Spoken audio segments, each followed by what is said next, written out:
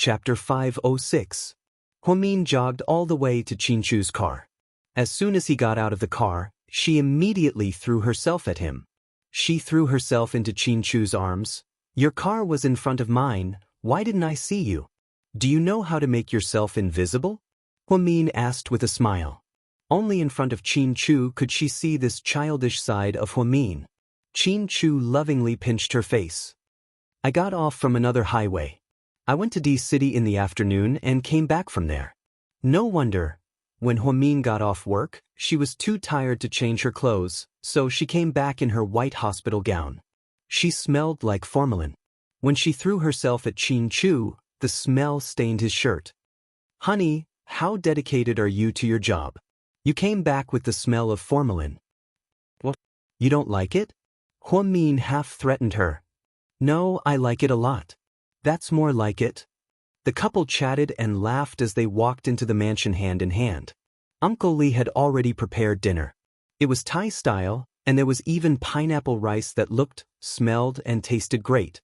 When Huamin saw the food, her appetite was whetted. "Eat slowly." Qinchu didn't know whether to laugh or cry when he saw how she ate. Then he thoughtfully handed her a glass of water. Huamin took a sip of water before she remembered what Zhu Lingling asked her to do. "Honey, I have a favor to ask of you." "Tell me about it," Qinchu said as he elegantly ate his dinner. "Ahem, there's a Knight of Lawrence's Pearl. Do you know about it?" "Yeah." Qinchu nodded. Lingling said it's a 3-day, 3-night night of the god of gamblers. She insists on going, but she heard that there are very few invitations. So, she asked me to help her get one. "Do you have a way?" "No."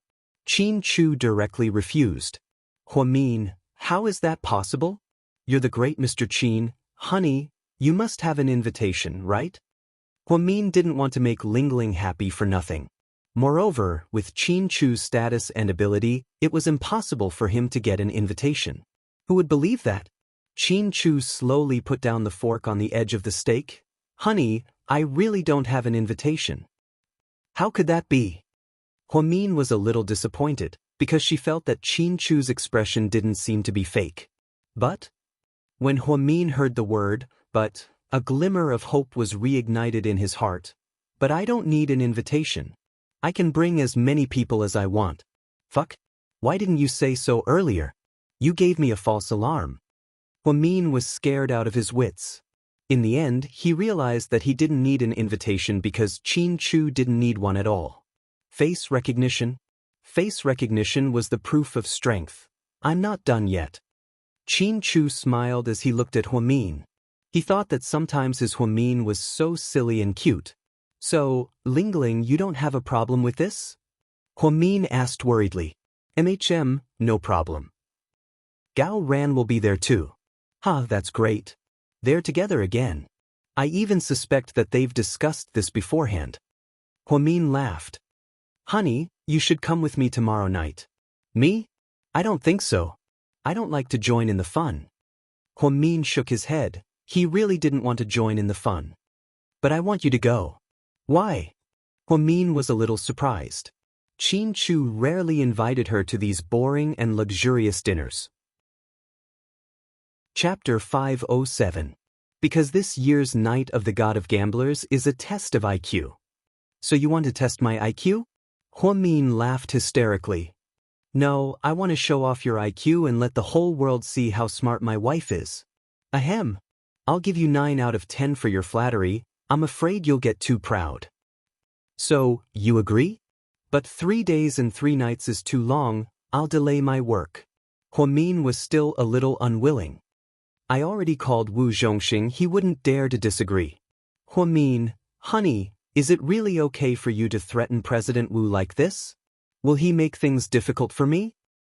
"If he makes things difficult for you, then I think Wu Zhongxing doesn't want to be the director anymore," Qinchu said slowly. "Mr. Qin, does your wife know that you're so domineering?" Huamin rested his chin on his hand and carefully looked at Qinchu's devilishly handsome face. "My wife knows, because in bed, I'm just as domineering." Huamin immediately covered his face. Was it really okay to flirt like this? Huamin really liked South Hill Manor. It was built with RMB. Plus, there were plenty of housekeepers and maids. It was an extremely luxurious lifestyle.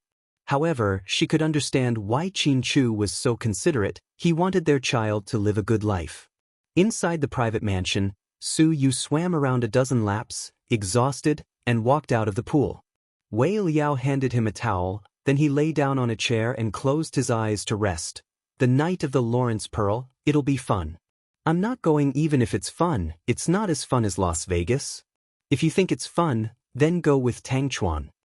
Su Yu was obviously not in the mood. Trash? Come on, did you find out? Do you know if Qin is going? Do you think he's trash? Qin is going too. Su Yu was suddenly energized. Not only is Qin going, I think Huamin is going too. Who said that? I said it. Wei Liao was extremely confident. Su Yu, do you think you're a god and can predict the future? When he heard Wei Liao say that he guessed, Su Yu instantly lost interest. Think about it, after you get on the boat, you won't come down for 3 days and 3 nights. Qin is definitely going because I asked someone to find out that you and Qin are on the first row of the VIP list. From what I know, his assistant cancelled his schedule for the next 3 days, which means he'll definitely be there. Huamin is going because I think Qin won't leave his wife alone for 3 days and 3 nights. Plus, there are so many actresses and young models on the boat.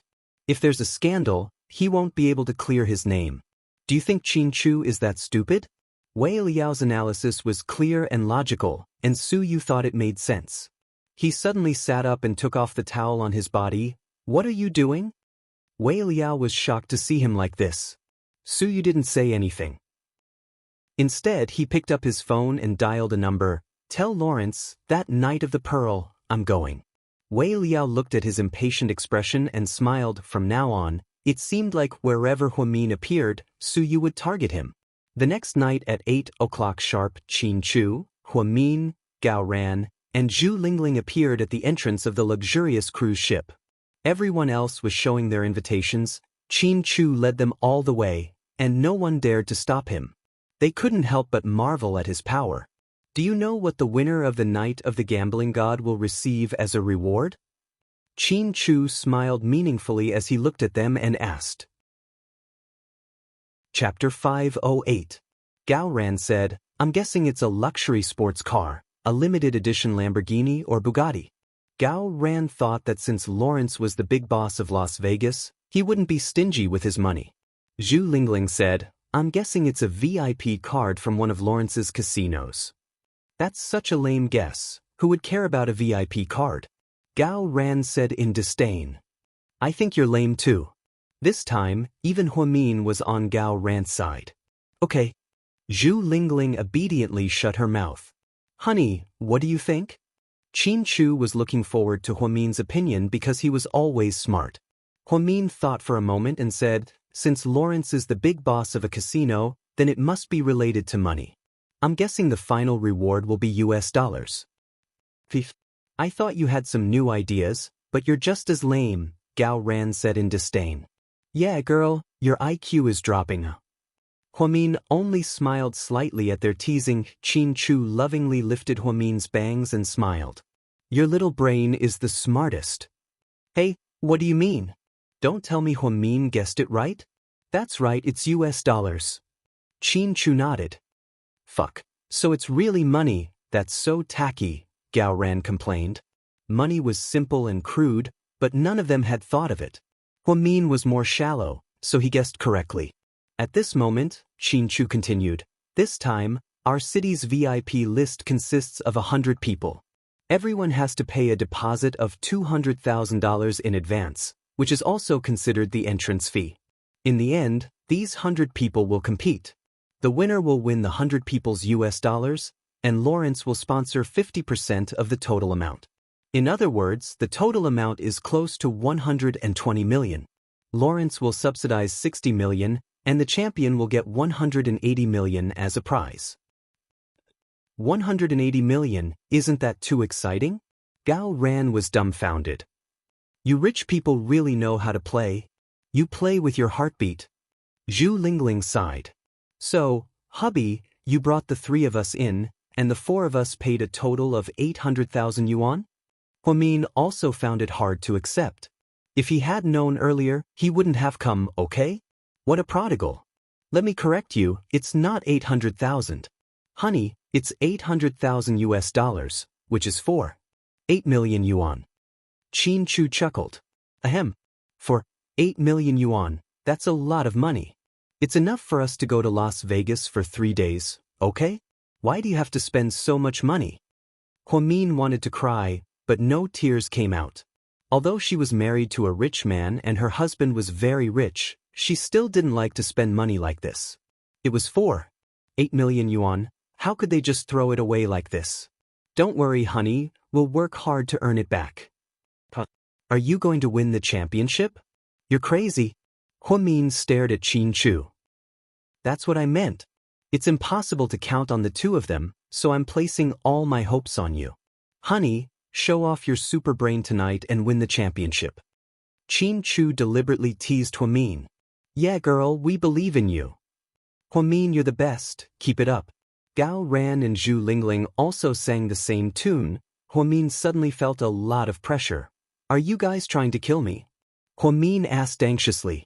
Qin Chu smiled and put his arm around Huamin's shoulder. Okay, I won't tease you anymore, let's go in. Qin Chu scanned his fingerprint and the four of them instantly received VIP cards. Needless to say, this was a money-burning night. Even the VIP cards were plated with real gold, so Zhu Lingling jokingly asked if they could take it with them when they left. However, the other three all rolled their eyes at her. They were already on the boat, so why would they care about the gold-plated card? Zhu Lingling was also useless. You can just rely on your looks to attract a rich guy, but if you take away the gold card, you'll lose fans, Huamin said on purpose. Then he observed Gao Ran and sure enough, he didn't look very comfortable. Ahem. Yeah, why don't you just pick up a rich guy or something so that you don't have to come here for nothing, Gao Ran said against his will. Bastard cop, I dare you to say that again. Zhu Lingling was clearly unhappy as she glared at Gao Ran angrily. Chapter 509. You heard wrong. Maybe I was just saying, the moon is so round tonight, huh? After speaking, Gao Ran purposely looked up into the sky. Gao Ran knew he was in the wrong, so he didn't dare to say anything else. Qin Chu and Huamin looked at each other and smiled. Qin Chu and the other three were dressed very conspicuously. Qin Chu wore a custom-made black suit. Gao Ran, on the other hand, wore a navy blue half-length suit. Zhu Lingling was very pretty. She wore a mermaid skirt and a white Korean-style lotus leaf sleeve t-shirt. She wore golden heels, and her long hair was wavy. She looked mature and sexy. Huamin, on the other hand, was dressed in the weirdest way. He didn't seem to fit in at all with the guests here. Of the guests tonight, the men were all in suits, while the women were mostly in evening gowns or miniskirts. Each of them was prettier than the other. Huamin, on the other hand, only wore a black hoodie with a Mickey Mouse pattern on it. The hoodie was simple, and the pants were loose and tight. On his feet was a pair of white sneakers. He was dressed like a student, too casual. The most unbearable thing was that he was wearing a pair of black spectacles. It covered that pair of beautiful and clear eyes. His hair was combed into one of the most popular buns of the year. It matched his outfit, but it really wasn't suitable for tonight's occasion. To be honest, before they left, Huamin was conflicted and didn't really want to come, so he didn't dress up. Girl, I suggest you change your clothes. You look so forgettable, like a passerby, Zhu Lingling suggested. Yeah, Huamin, I don't want to criticize you, but as a young lady of GK, you shouldn't dress up like a prostitute. Even if you don't amaze everyone, you should at least be memorable, right? Gao Ran agreed with Zhu Lingling. It's fine. This isn't a beauty contest. Besides, my husband doesn't mind me. You two should stop nagging. After saying that, Huamin naughtily hugged Qin Chu's arm and shook it like a little girl. Qin Chu didn't say a word. He just held Huamin's hand, his eyes full of love. No matter what Huamin wore, he looked good in Qin Chu's eyes. There was no doubt about that. Not far away, Su Yu's group arrived. There were 7 or 8 of them, and they were all tonight's VIPs. Su Yu was in the lead, and Wei Liao and Tang Chuan were on his left and right respectively. Su Yu was wearing a white shirt and black casual pants. He looked clean and fresh, and his looks were off the charts. Although he wasn't as monstrous as Qin Chu, he definitely wouldn't lose in terms of aura. Young Master Su, President Su, hello, Young Master Su. Along the way, the guests all nodded and greeted Su Yu when they saw him. I think that's Huamin in front, Wei Liao said in a low voice after taking a closer look. I'm not blind. Su Yu had seen Huamin a long time ago, and his eyes never left him. It was just that her public display of affection with Qin Chu made Su Yu's heart thump a little, so he was in a bad mood. This Huamin is really something. He's always showing off his love. As the saying goes, those who show off love die quickly. So, I don't think they'll be together for long. I suggest you make a move soon, Tang Chuan laughed. I won't let you down. Su Yu gritted his teeth and said one word at a time. Then he strode forward. After they got onto their beds, they took their gold cards and went to their respective rooms according to the room numbers on the cards. The cruise ship was 8 stories high. It was said that there was a bar, a gym, a billiard hall, a KTV, a nightclub, a restaurant, and everything else. It was like a moving 5-star hotel. There was even a shopping mall, an indoor swimming pool, and a mini-golf course. It was extremely luxurious. How about, I sleep in the same room as Huamin? Zhu Lingling suddenly suggested when they were going to separate rooms. Qin Chu, Huamin. Chapter 5:10. Zhu Lingling, is it really okay for you to interfere with a couple's love? Gao Ran looked down on her. But I don't dare to sleep alone, I'll have nightmares. Zhu Lingling pouted. Don't you have Gao Ran? I don't think that's a good idea. Men and women shouldn't touch each other. Zhu Lingling smiled awkwardly. Don't worry, I won't do anything to you. Why are you being so pretentious? Even if you want to do something to me, I don't want to do anything to you, Zhu Lingling retorted. So, big bro, big sis, have you decided whether you want to sleep in the same room? Or do you want to sleep in separate rooms? Huamin asked with a smile. I'm fine with anything. Gao Ran pouted and didn't say anything else. I want to with you, ahem. Qin Chu coughed at the right time. Zhu Lingling immediately changed her mind. I'll sleep in the same room as the stinky cop, I'll be fine with that. In the end, everyone was happy. Qin Chu had just arrived at the door of his room when he was called away by Rick, who also came to hang out. Huamin sat in his room for a while and felt bored, so he decided to find Zhu Lingling and the others to chat. However, he didn't expect to bump into Su Yu in the hallway as soon as he walked out. The two of them faced each other, and Huamin smiled awkwardly. She smiled and greeted him calmly. Perhaps she was a bit nervous, but her glasses slowly slid down. Su Yu reacted quickly and caught the glasses. Then, he slowly opened them and put them on Huamin's delicate little face. Tonight, you're very beautiful, Su Yu said seriously as he looked at her. Don't joke around. Huamin thought that today's outfit made her look like she was going to the market to buy groceries. Su Yu actually said that she was beautiful. How would she know that Su Yu was into this? Maybe it was because he owned an entertainment company and had seen many women in the entertainment industry. I'm tired of those evening gowns, long legs, big breasts. Therefore, when he saw Huamin's childish student outfit, Su Yu actually liked it very much. Especially the Mickey Mouse pattern on the shirt, Su Yu thought it was cute no matter how he looked at it. If they weren't in public, if Huamin wasn't a married woman, he really wanted to force her into a corner and slam her against the wall. I'm not joking. I'm serious. Just as Huamin was about to say something, he heard Qin Chu walk over from behind and put his arm around Huamin's waist. Then, he slightly smiled at Su Yu. Honey, is this your friend? Su Yu was a patient of mine when I was at Southside Recuperation Center. We're doctor-patient, Huamin explained. Hello, Before Qin Chu could finish, Su Yu interrupted her. I'm sorry, I don't care who you are at all. I only care about the people I care about. After speaking, Su Yu walked away, as if he didn't want to say another word. Su Yu is like that, don't mind him, Huamin said to Qin Chu with a smile. Okay. Qin Chu nodded. Then, he hugged Huamin and went back to their room. Half an hour later, the Western restaurant began to prepare an exquisite buffet for everyone. More than 100 people sat in the spacious restaurant, eating high-end food and drinking fine wine. The atmosphere was very good. Near the end, a man with blonde hair and blue eyes who looked to be in his 50s walked to the center of the stage. "Is that Lawrence?" Gao Ran asked. "No, he's only Lawrence's assistant.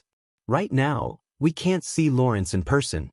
He'll only appear at the last moment of the third day," Xianxia said slowly.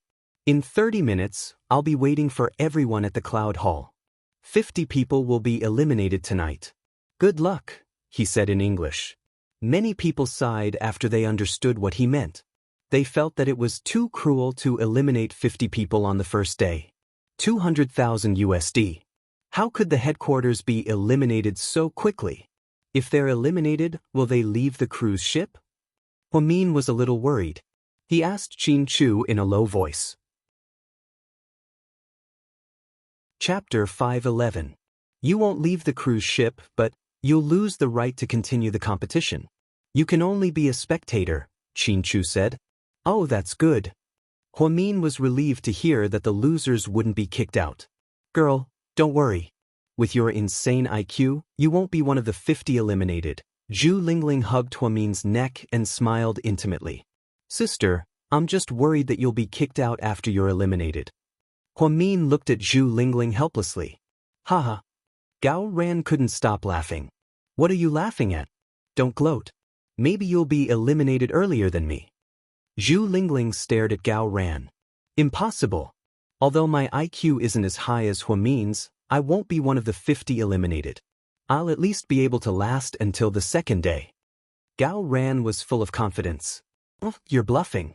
Let's see how you'll die later. Zhu Lingling obviously didn't believe him. Xianxia didn't say much. After the four of them had dinner, they went straight to the Cloud Hall. The Cloud Hall was decorated very luxuriously. It didn't lose to the casinos in Las Vegas.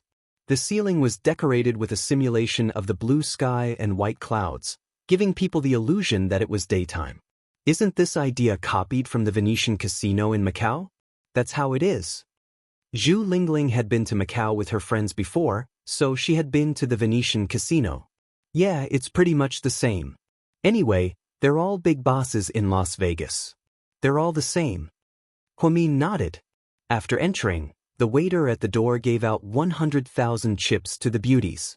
That meant that each of the 100 contestants had 100,000 chips. Then they sat down and played. After 2 hours, they would check the chips in their hands. Those with more chips would win.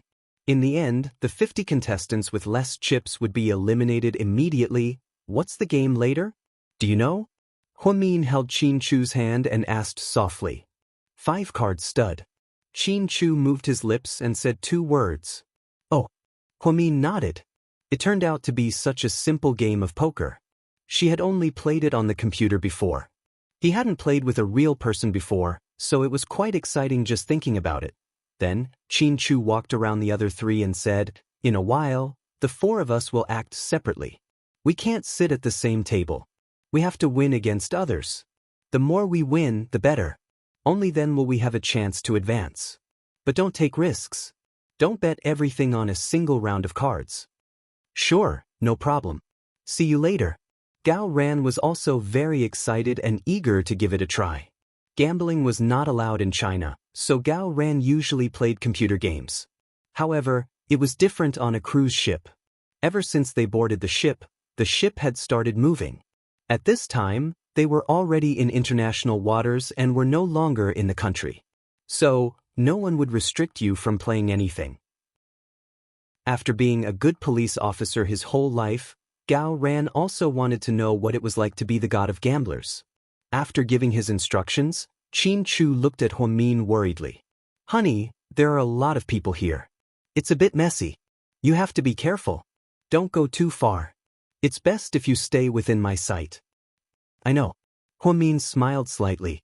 All the VIPs in the Cloud Hall had gathered. The organizer announced the start of the game and everyone found a table to sit down.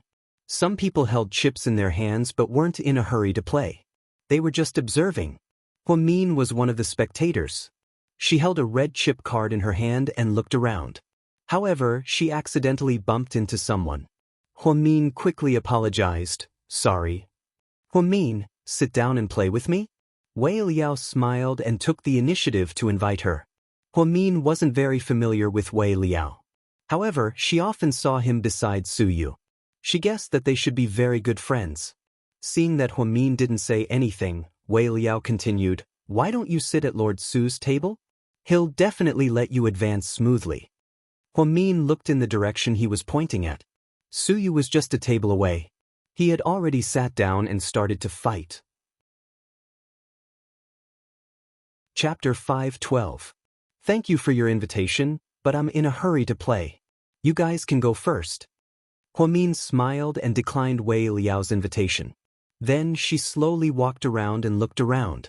She found that many people could not hold back and had already sat down. Huamin wanted to try her luck. She saw that there was a table beside her that lacked a seat, so she sat down beside her. Opposite her was an elderly woman in her 50s. She wore heavy makeup and was slightly chubby. Her hair was tied up and she had a cigarette in her mouth. She did not look like a kind person. On her left was a bespectacled man in his late 30s. He was thin and average-looking. On the right was a bald man with a fat head and big ears. He looked to be in his 40s and was wearing a Rolex watch. The stench of copper filled the air. "Oh, a young lady is here. We can reveal our cards now." The bald man smiled wretchedly. The others did not speak. The dealer standing at the side immediately said, "Everyone is here. We can deal now. Before we deal, please place your bets." The smoking auntie immediately threw in 1,000 yuan worth of chips. Then, the bespectacled man threw in his chips as well. Huamin and the bald man threw in their chips at the same time. They had a total of 4,000 yuan worth of chips. When they called out their cards later, it would not be lower than 1,000 yuan. It seemed that they were not playing very well. It was not an exciting scene that would determine the winner or loser. "Okay, we'll deal now." After the dealer finished speaking, he put on his white gloves and started to deal the cards. Card stud was relatively simple. There were 28 cards in total, 8-9-10 hyuke. Then they would compare the big and small cards.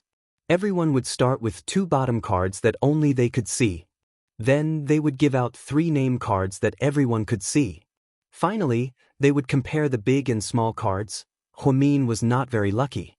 The 2 bottom cards she got were 8s and 9s. If both cards were 8s, she could get 3 8s and blow it up. However, it was really unlucky to get an 8 and a 9s. Huamin noticed the smoking auntie. After she saw the bottom cards, the corner of her mouth curled up. She was very pleased with herself. Then the dealer began to give out the name tags. The smoking auntie's first name tag was K, the bald guy's was J, the glasses guy's was J, and Huamin's was Q. The auntie had the most chips, so she said, $3,000. Then she threw in 3,000 chips. The bespectacled man hesitated for a moment and finally said, "I'm not following." Then he put down his card and forfeited. Huamin threw in 3,000 chips and said, "Call." Baldy also took out 3,000 chips and threw them in. "Follow." In the second round, the woman got an ace, the Baldy got a queen, and Huamin got a jack. The auntie was the biggest again. She took another $5,000 and threw it in. $5,000. Before Huamin could say anything, the Baldy immediately put down his card. "I'm not following." He forfeited. The auntie smiled proudly. Then, she looked at Huamin provocatively. If Huamin also forfeited, then it would mean that the chips that everyone had thrown in just now and the bottom cards that they had placed earlier all belonged to the auntie. Huamin calmly picked up his chips. Just as he was about to throw them in, the Baldy reminded him, "Girl, she has an ace and a king, which is 28 points. You have a queen and a jack, which is 23 points. You've already lost 5 points. If your bottom card isn't big enough, you'll lose for sure. It's not the last round yet. No one knows what the result will be. Who knows, maybe I'll get a big one in the third round." After saying that, Huamin threw in 5,000 chips without hesitation. The others looked at her in disbelief. They didn't expect this young girl to be so bold. Hurry up and give out the cards. The auntie seemed a little impatient. The dealer immediately gave out the cards for the third round. Only Huamin and the auntie were left in the third round, so only 2 cards were given out. In the previous round, the auntie had the most chips, so she was given out first. This time, she got a queen. Huamin got an ace, so this time, Huamin had the right to speak. The dealer reminded her, "You can place your bet now, madam." Chapter 5:13. Without hesitation, Huamin took out 10,000 yuan worth of chips and threw it in. 10,000. The surrounding crowd was in an uproar. 10,000 yuan was quite a lot. After all, everyone only had 100,000 yuan worth of chips. The smoking auntie was originally full of confidence, but when she saw how generous Huamin was, she suddenly hesitated. Her 3 name cards were KAQ, and her bottom card was AK. Huamin's 3 name cards were QJA, and her bottom cards were 8 to 9. Whether it was name cards or bottom cards, Huamin was bound to lose. However, the others didn't know what Huamin's bottom card was, and they only saw how brave she was to bet 10,000 yuan. The bespectacled man said, "This girl probably has a straight flush. A straight flush would be 89. 10, JQ or 10. JQKA, or something like that." Therefore, when they saw that Huamin's name cards were QJA, they thought that her bottom cards were K and 10. "Ma? Do you want to call? If so, please place your bet," the dealer reminded the smoking auntie. She hesitated for 5 seconds, then raised her head to look at Huamin. She saw that this little girl had a confident look on her face. Then she gritted her teeth, put down her cards, and said dejectedly, "I'm not calling. I declare that this lady wins." Seeing that she gave up, the dealer pushed all the chips in front of Huamin with a ruler. Huamin won 14,000 yuan in 1 round, and she was extremely satisfied. "What's your bottom card?" The auntie took one last puff of her cigarette, then threw it on the ground and stomped on the cigarette butt. She was somewhat unwilling to give up and asked Huamin. Huamin smiled, then used her slender fingers to flip over her territory. Once again, everyone's jaws dropped. She only had 8 and 9. She had so much less than her opponent, yet she still dared to bet 10,000 yuan worth of chips. Wasn't she looking for death? What the night? Auntie was so angry that she stomped her feet.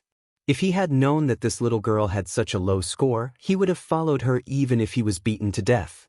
She had given up at the critical moment because she thought that Huamin had a straight flush.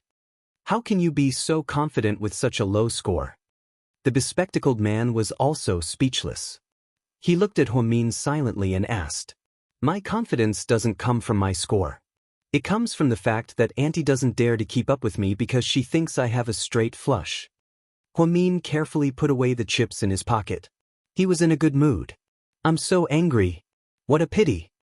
The auntie complained. Baldy couldn't help but look at Huamin in admiration. "Sister, you're so bold. Let's play another round." "No, I have to change tables. You guys have already seen through my psychological tactics. What's the point of playing anymore?" Huamin stood up with a smile. In fact, she wasn't afraid to continue playing with these people because they would still lose if they continued playing. Although they were older than Huamin, they were too impatient and showed their emotions on their faces.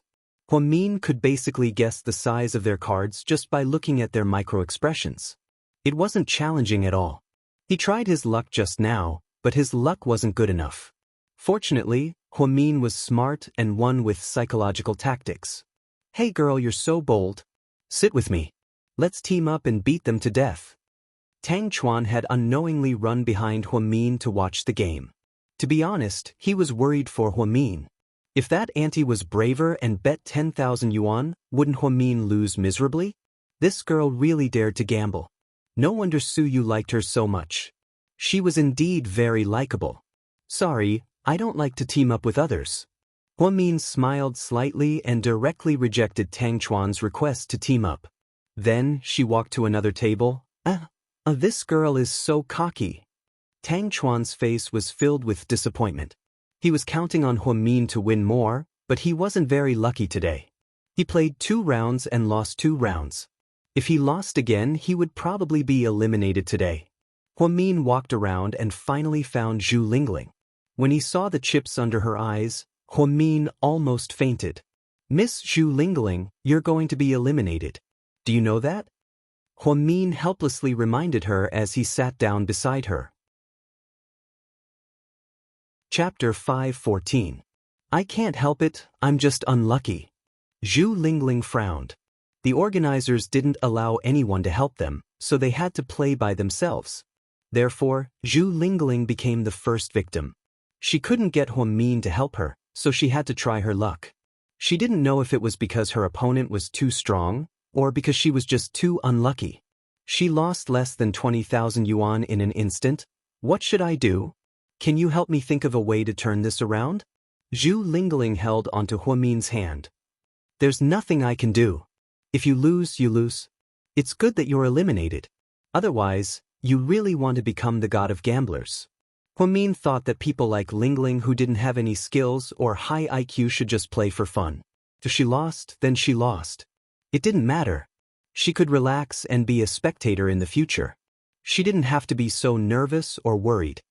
But, the stupid cop will laugh at me, Zhu Lingling said worriedly. He won't, because his record isn't good either. He'll probably be eliminated just like you. Really? Ah, that's great. Then I won't worry anymore.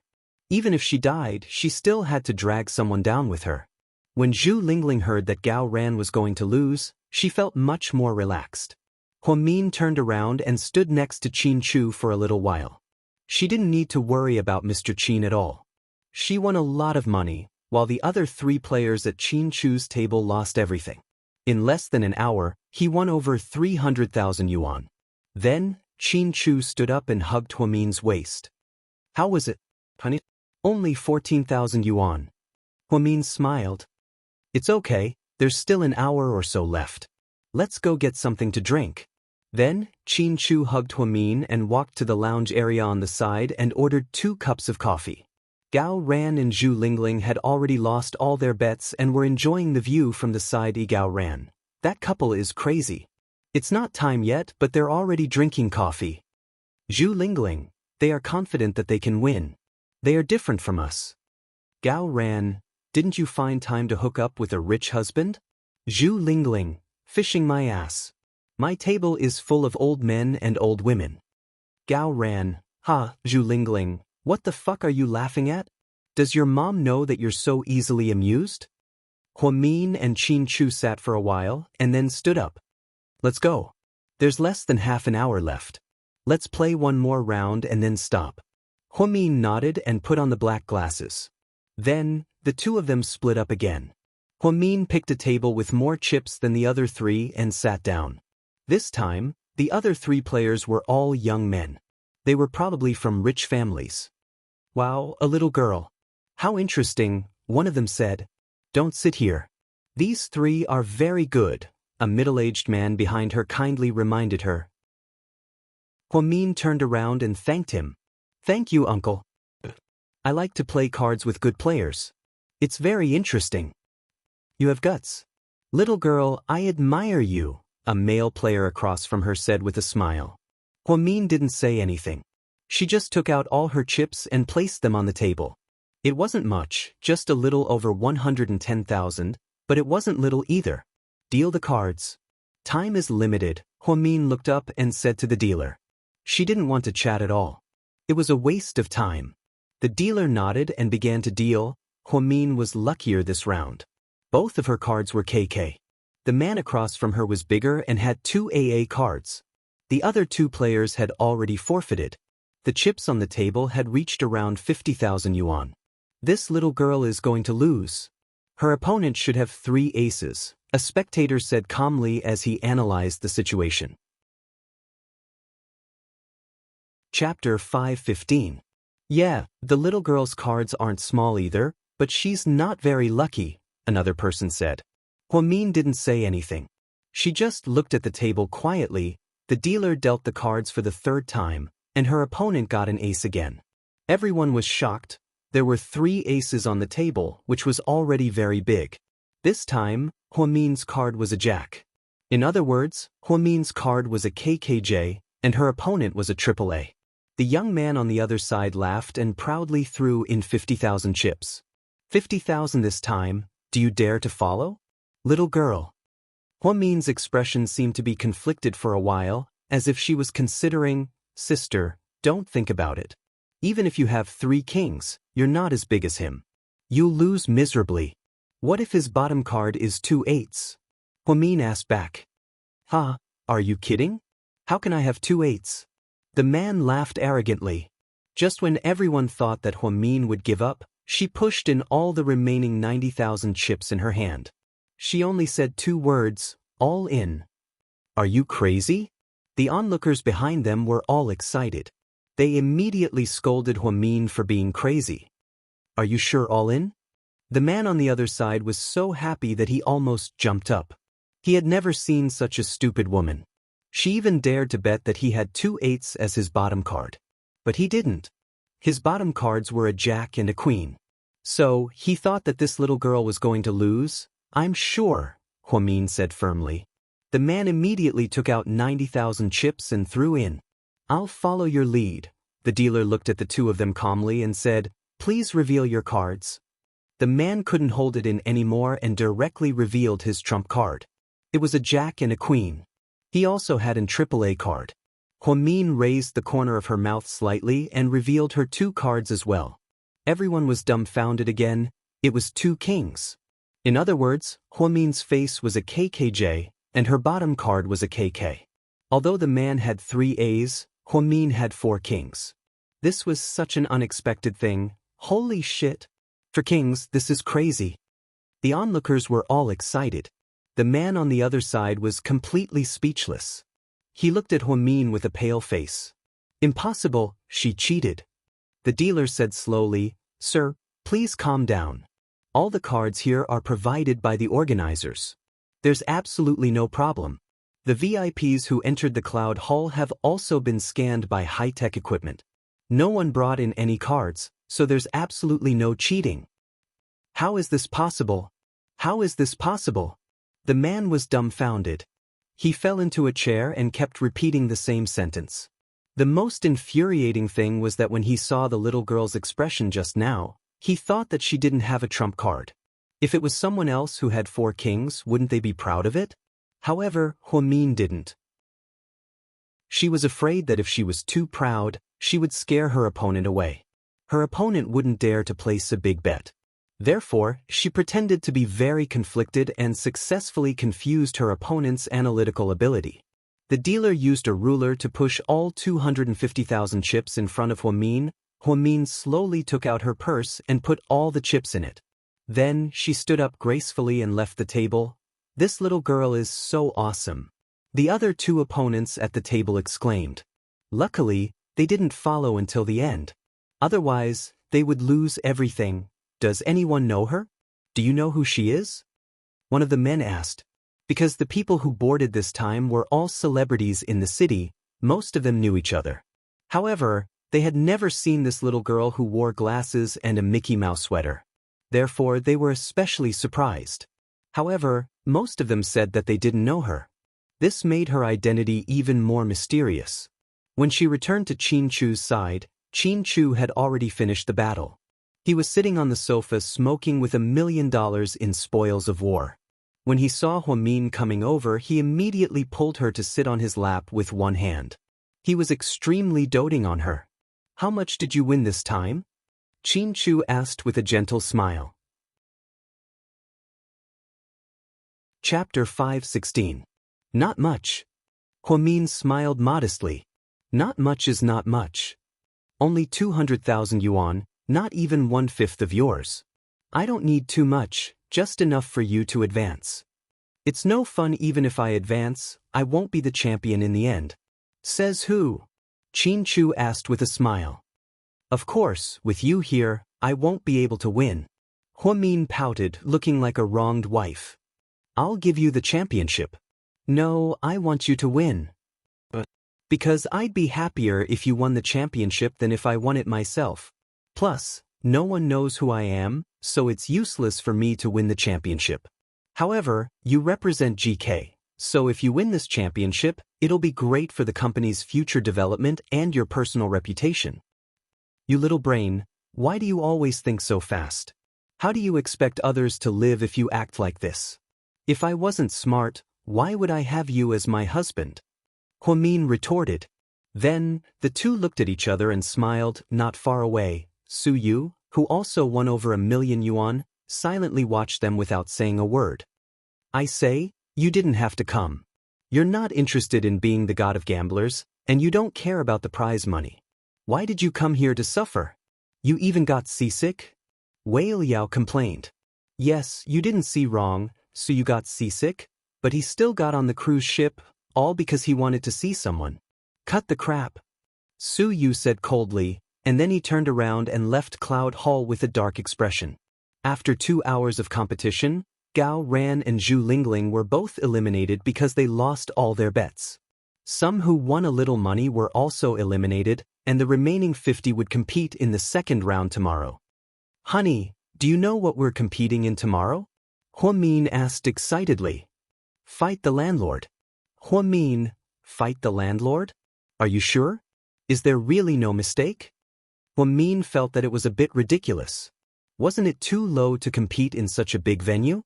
Who knows? Yes. Qin Chu smiled. After returning to his room, Qin Chu took out his laptop and contacted Assistant Yang for a video conference. Huamin wanted to look for Ling Ling, but he suddenly wondered if he would disturb the couple if he went over at this time. Just as she was hesitating at the door, she suddenly saw Wei Liao walking towards her. Huamin, can you follow me to see Su Yu? What's wrong with him? Seeing Wei Liao's anxious expression, Huamin had a bad feeling. He was seasick and vomited a lot. Seasick? Huamin was a bit surprised. Then, without another word, he followed Wei Liao to Su Yu's room. Because they were all VIPs, their rooms were all on the most luxurious floor. They were all executive suites. Also, they were on the same floor, so after walking for a few hundred meters, they arrived at their destination. When Huamin walked in, Su Yu was still leaning against the toilet bowl in the bathroom, vomiting like crazy. Su Yu, I invited the god. Oh no, I invited the miracle doctor for you. After Wei Liao finished speaking, Su Yu immediately came back to his senses. He was lying in the bathroom in a sorry state. He looked very weak and his face was pale. However, the moment he saw Huamin, his eyes flashed with surprise, although it was only for a short moment. Why you here? He struggled to get up and took out a piece of tissue to wipe the corner of his mouth. I heard you were seasick. Huamin looked at him quietly. Su Yu nodded, then picked up a pack of cigarettes from the sink and put one in his mouth. Before he could light it up, Huamin rushed over, snatched it, and threw it into the trash can. What are you doing? Su Yu was slightly surprised. Chapter 517. You have no common sense. I don't know how you've survived until now. Seasick people smoke because the smell of cigarettes irritates their senses and brain, making them vomit even more. Su Yu, Wei Liao, I'd like to hear what the doctor says. Su Yu, she's not a doctor. She's just a nurse, okay? Huamin, so you have the energy to insult me because you don't need my help at all? After speaking, Huamin turned to leave. I didn't mean it that way. Don't go.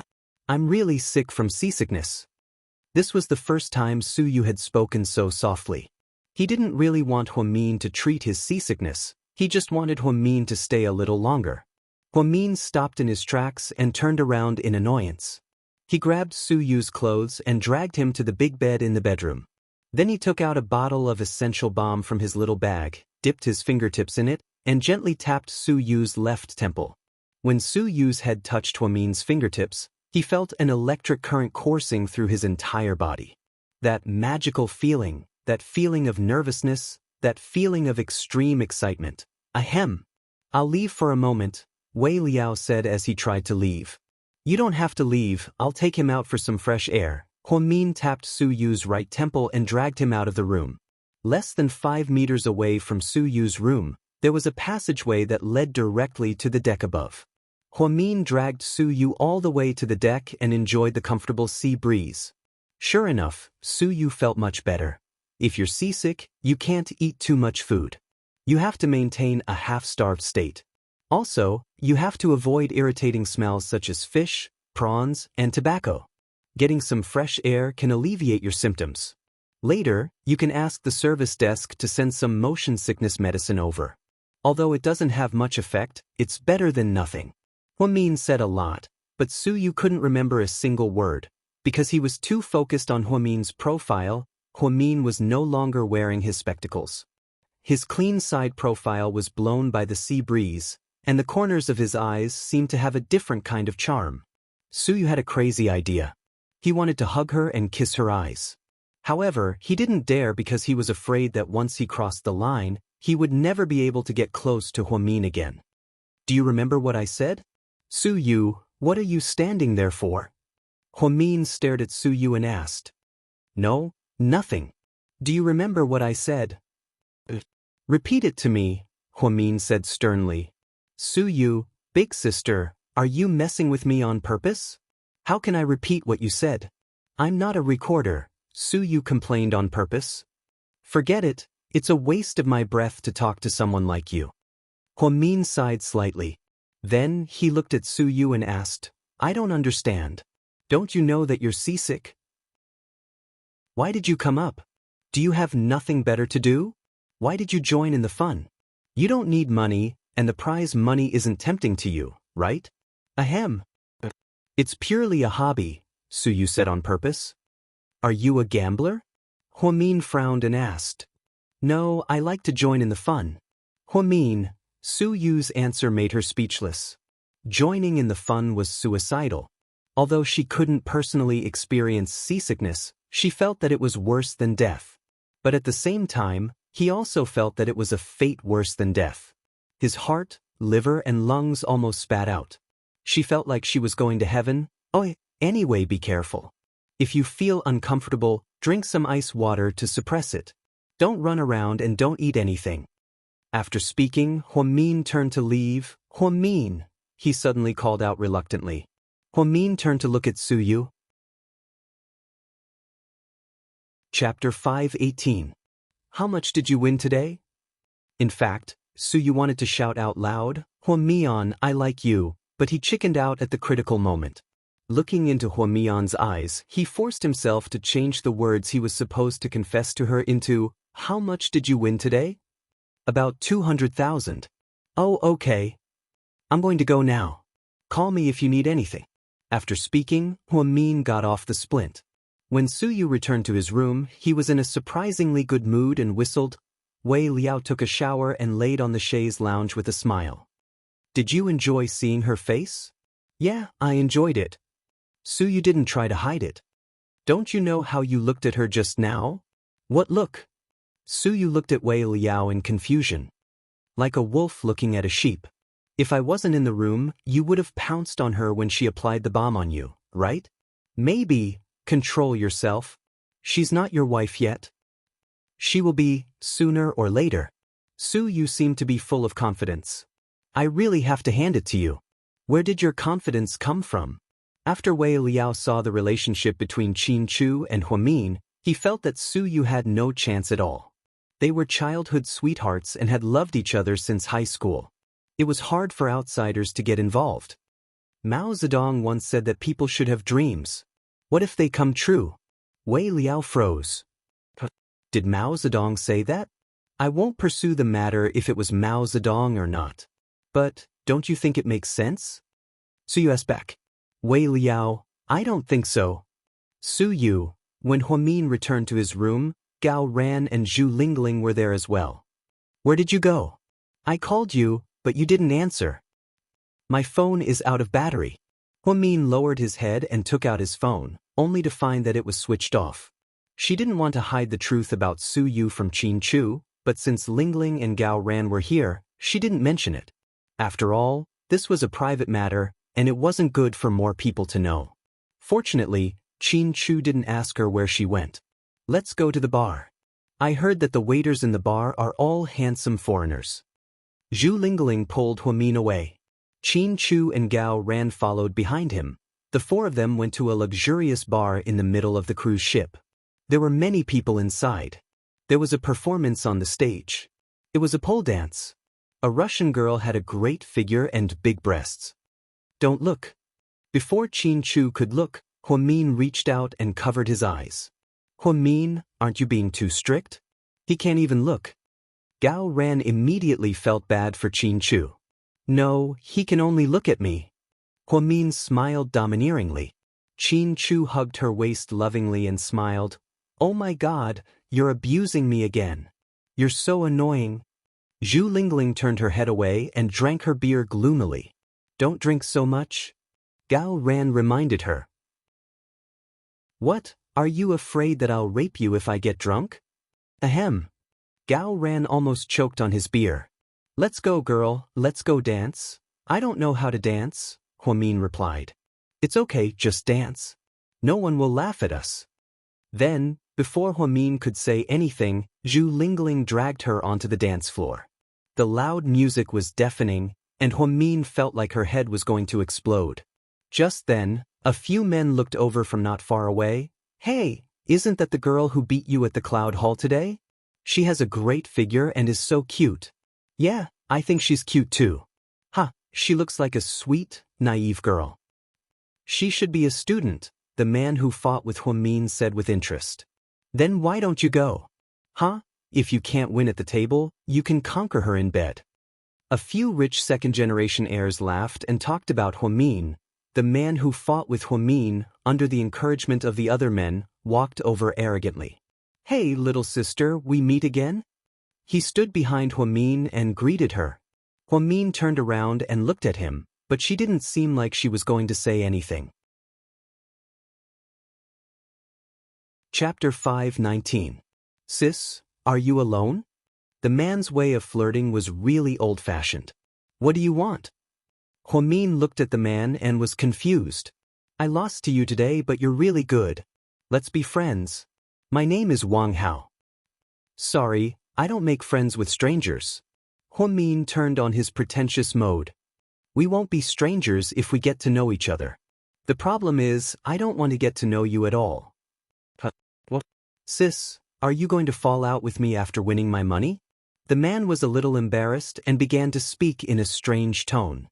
I think you're the one who can't afford to lose, so you want to settle the score? I can't afford to lose. Do you know who I am? Do you know who my dad is? If I tell you, you'll be scared to death. Before the man finished speaking, Gao Ran walked over. What's going on? Gao Ran and Qianqiu were not far away and were staring at them. When Qianqiu saw a stranger approaching, he couldn't stay calm. He wanted to come over, but Gao Ran beat him to it. But it was good. After all, Gao Ran was from the municipal bureau, so it was easier for him to show his face. Seeing Gao Ran walk over, the man was stunned. Then he smiled apologetically. Hey, isn't this Captain Gao from the municipal bureau? What a coincidence, you're here too. Gao Ran glanced at the man. Wang Hao, you didn't have enough fun in China, so you came to the yacht, right? Hee, it's not illegal to be on the yacht, right? Oh right, is this pretty girl your friend? She's my sister. I'm sorry, I didn't recognize you. I'll leave first. I'll treat you to tea another day. It's okay, I'll treat you to tea, Gao Ran said with a hidden meaning. The man was so scared that he ran away. Of course, he didn't want to go to the municipal bureau for tea. Who is that person? Did he run away with his tail between his legs like a dog? Zhu Lingling laughed. He's a small entrepreneur. His father used to be a member of the local tax bureau. He's a little rich second generation. However, this kid is not doing his job properly. His business is almost bankrupt. He's often detained by our city bureau because he gathers people to gamble. He's a crazy gambler. I heard that he lost more than 20 million in one night in Macau last year. In the end, he didn't even have a ticket to come back. What a wastrel. Zhu Lingling sighed. Huamin, are you all right? Gao Ran asked. It's nothing. I played with him at the same table during the day and won a lot of money from him. He's probably here to pick a fight. Not anymore. He knows who I am. Huamin nodded. Then, the three of them returned to the table at the bar and drank cocktails. What a pity that Huasiqian didn't come to such a grand occasion. Gao Ran suddenly said. He's never been interested in gambling, Qin Chu said faintly. Yes, he's interested in women. Huh, I heard that this kid is very, very perverted. He's looking for a woman every night. His desire is frightening. I don't know if he's really that strong or he's on drugs. Gao Ran laughed. You're so disgusting, Gao Ran. How dare you say such dirty things in front of us? Zhu Lingling pinched him hard. Ouch, don't pinch me. It hurts. It's not a big deal. Huamin has been through this before. He's already married. What doesn't he know? But I'm still single. You're not married, so you know more than other married people. I'm not even hesitating to expose you. Just stop and take a nap. Ahem. Zhu Lingling felt awkward and didn't say anything else. Huamin hugged Qin Chu's arm and listened to the bar singer's English song. He seemed to be in a good mood. Wifey, Qin Chu said in a low voice. Yes? Huamin looked up at his handsome face. If I lose to Su Yu in the championship, will you be disappointed? Qin Chu asked in a very low voice that only the two of them could hear. Chapter 520. Why did you suddenly ask that? Huamin thought that his question was a bit strange. Nothing, it's just a casual question. Of course you won't be disappointed, because there's no way you'll lose to Su Yu, okay? You have that much confidence in me? Qin Chu smiled. Of course, because you're Huamin's husband, so you have to be invincible. Qin Chu reached out his hand and lovingly stroked Huamin's face, as if he couldn't get enough of it. After a while at the bar, Huamin began to feel tired. He suggested that they go back, so everyone followed him. On the way back, Zhu Lingling suddenly asked, Girl, you're not pregnant, are you so sleepy? Upon hearing this, Qin Chu and Gao Ran both froze. Then they looked at Huamin. Ahem? No, my period just ended a few days ago, okay? Oh, you scared me to death. I thought you were going to give me gifts again. Gao Ran patted his chest. Look at how useless you are. I'd rather give you gifts. I want Huamin's child to be born as soon as possible, and I even want to be a godmother. Zhu Lingling rolled her eyes at him. Then I'll be the godfather. Gao Ran immediately agreed. Qin Chu faintly said, You two are so passionate. Why don't you have one yourself? Why are you counting on us? Ahem. Gao Ran violently coughed. Zhu Lingling. Huamin smiled and pulled Qin Chu's hand back to their room, not letting him tease the two clowns anymore. You must be tired, go to bed early. Qin Chu patted Huamin's head. Honey, before I went to the bar today, I was actually looking for her. You don't have to explain. It's okay. You have your freedom, and I believe in you. Qin Chu didn't let Huamin finish his words. He gently reached out and placed his hand on her lips. Then, he turned around and filled the bathtub for her. Huamin was deeply touched. What else could she ask for in her life? The next day, when everyone woke up, it was already noon.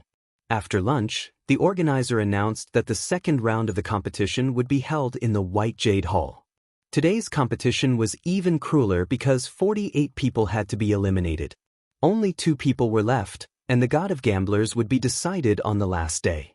As soon as the rules were announced, everyone started complaining, Come on. Huamin clenched his fists and cheered for Qin Chu. Then he led Lingling to another table. Gao Ran, on the other hand, became Qin Chu's temporary assistant, pouring water for him and staying by his side. He walked around and found that all the other tables were occupied. He frowned. Zhu Lingling pointed not too far away and said, Girl, look, there's an empty seat over there. Huamin walked over and found that the people sitting there were Su Yu and Wei Liao. No wonder no one dared to sit there. No one dared to offend Su Yu, because he was not someone to be trifled with. Originally, Tang Chuan wanted to sit with them, but Wei Liao chased him away. Wei Liao said that he wanted to see if there was anyone brave enough to sit at their table. Today's game was Do Diju. It was a 3-player game, so there was only one person missing. Huamin walked over and saw that it was Su Yu and Wei Liao. For a moment, he didn't know if he should leave or stay. Do you mind if I sit down? Huamin slowly asked. My pleasure. Wei Liao immediately extended his hand to welcome him. Su Yu looked at Huamin and didn't say anything. However, his eyes were like that of a young man in love for the first time. It was so passionate. Zhu Lingling lowered her head and whispered into Huamin's ear, "Big sis, let's change tables. These two are not to be trifled with. Wei Liao is fine, but the Su family's crown prince has a bad temper. If he loses to you, will he flip out?" "He won't.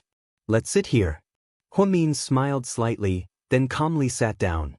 She had attracted a lot of people to look at her, because in the eyes of others, this seat was not to be taken. No one dared to sit there. However, Huamin, who didn't care about his life, directly rushed up, so those people waited for a good show. After the cards were dealt, Huamin looked at his cards and calmly said, "Call the landlord." Chapter 521. Not stealing. Su Yu said in a muffled voice as he held the cards. Wei Liao was just about to say, "Steal," when he saw Su Yu give him a look and immediately stopped. "I won't steal either," Wei Liao stuttered. In the end, the landlord successfully went to Huamin. 456789110. Huamin played a dragon. "Pass." Su Yu only said one word. "Will also pass." Wei Liao looked at the card in his hand and said with difficulty. Huamin could tell that something was wrong with Wei Liao, so he reminded him, "You don't have to go easy on me. This is a competition, not a friendly match. Just play your cards normally." "I'm not going easy on you. I really can't control you," Su Yu explained. "Yeah, I really can't control you." Wei Liao gritted his teeth. He had already decided that after helping Su Yu flirt with girls, he would definitely go to Su Yu's mansion after they got off the boat.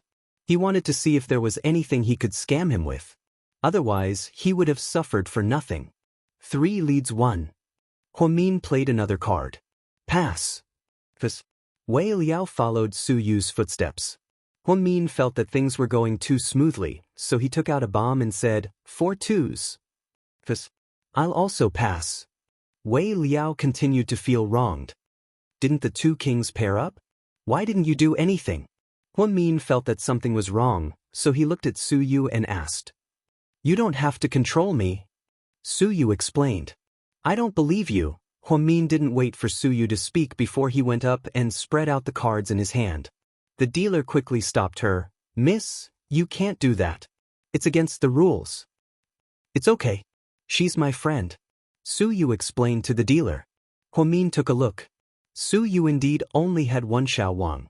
It seemed that the other one was in Wei Liao's hands, thus, Huamin easily won the round and won 100,000 chips. "I don't want to play anymore." Huamin didn't want to play the next round because Su Yu and Wei Liao gave in to her too much. It wasn't fun. "What happened? You guys are too insincere. I'll change tables." After saying that, Huamin threw down the chips that he was supposed to take away. "Your chips?" The dealer reminded him. "I gave it to him." Pointing at Su Yu, Huamin said domineeringly. After Huamin left the table, Su Yu slowly pulled out another king from his sleeve. He did have a pair, but he didn't care, he was just that stubborn. Wei Liao glanced at Su Yu and laughed. "You rich people sure know how to play. You even took apart 2 kings and hid them. Your flirting skills are unparalleled." Su Yu smiled and didn't say anything. He picked up the 100,000 chips that Huamin left behind and felt very happy. Hey, what's going on? Why do I feel like something's wrong? You and Su Yu seem to have something going on? Girl. Zhou Lingling wasn't stupid. She noticed that something was wrong and asked mysteriously. "What do you mean something?" "Don't make wild guesses. Mr. Qin might get jealous." Huamin lowered his voice and reminded her. It's true. Hurry up and tell me, how do you know Su Yu? You guys seem to be quite close. Just now, that guy and his friend purposely went easy on you. Even if you played the smallest hand, they wouldn't play a hand. Most importantly, you didn't even want to take the 100,000 chips and gave them to Su Yu. Oh my god, you're full of adultery. Zhu Lingling kept asking. Damn, what adultery? It's not that complicated. When he was recuperating, he was in the area I was in charge of. It's a doctor-patient relationship, understand? Huamin explained. No way, I heard that when Suyu was recuperating at Southside, he had a scandal with a nurse. That nurse couldn't be you, right? Zhu Lingling asked excitedly as she grabbed Huamin's shoulder as if she had discovered something new. Chapter 522. It wasn't me, Huamin immediately denied. I don't believe you, there's nothing I can do if you don't believe me. Huamin decided not to tell her because Zhu Lingling was too nosy. If he accidentally let it slip, it would cause unnecessary misunderstandings. The two chatted and laughed as they walked forward. After Huamin left the table, she continued to battle and won a lot more.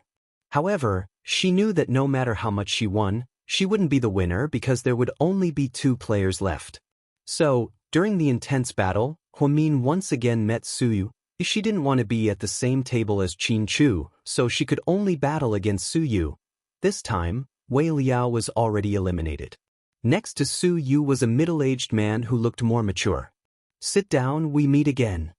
Suyu smiled. He was clearly in a good mood. Huamin sat down. After the cards were dealt, Huamin and Suyu looked at each other when it was time to call the landlord.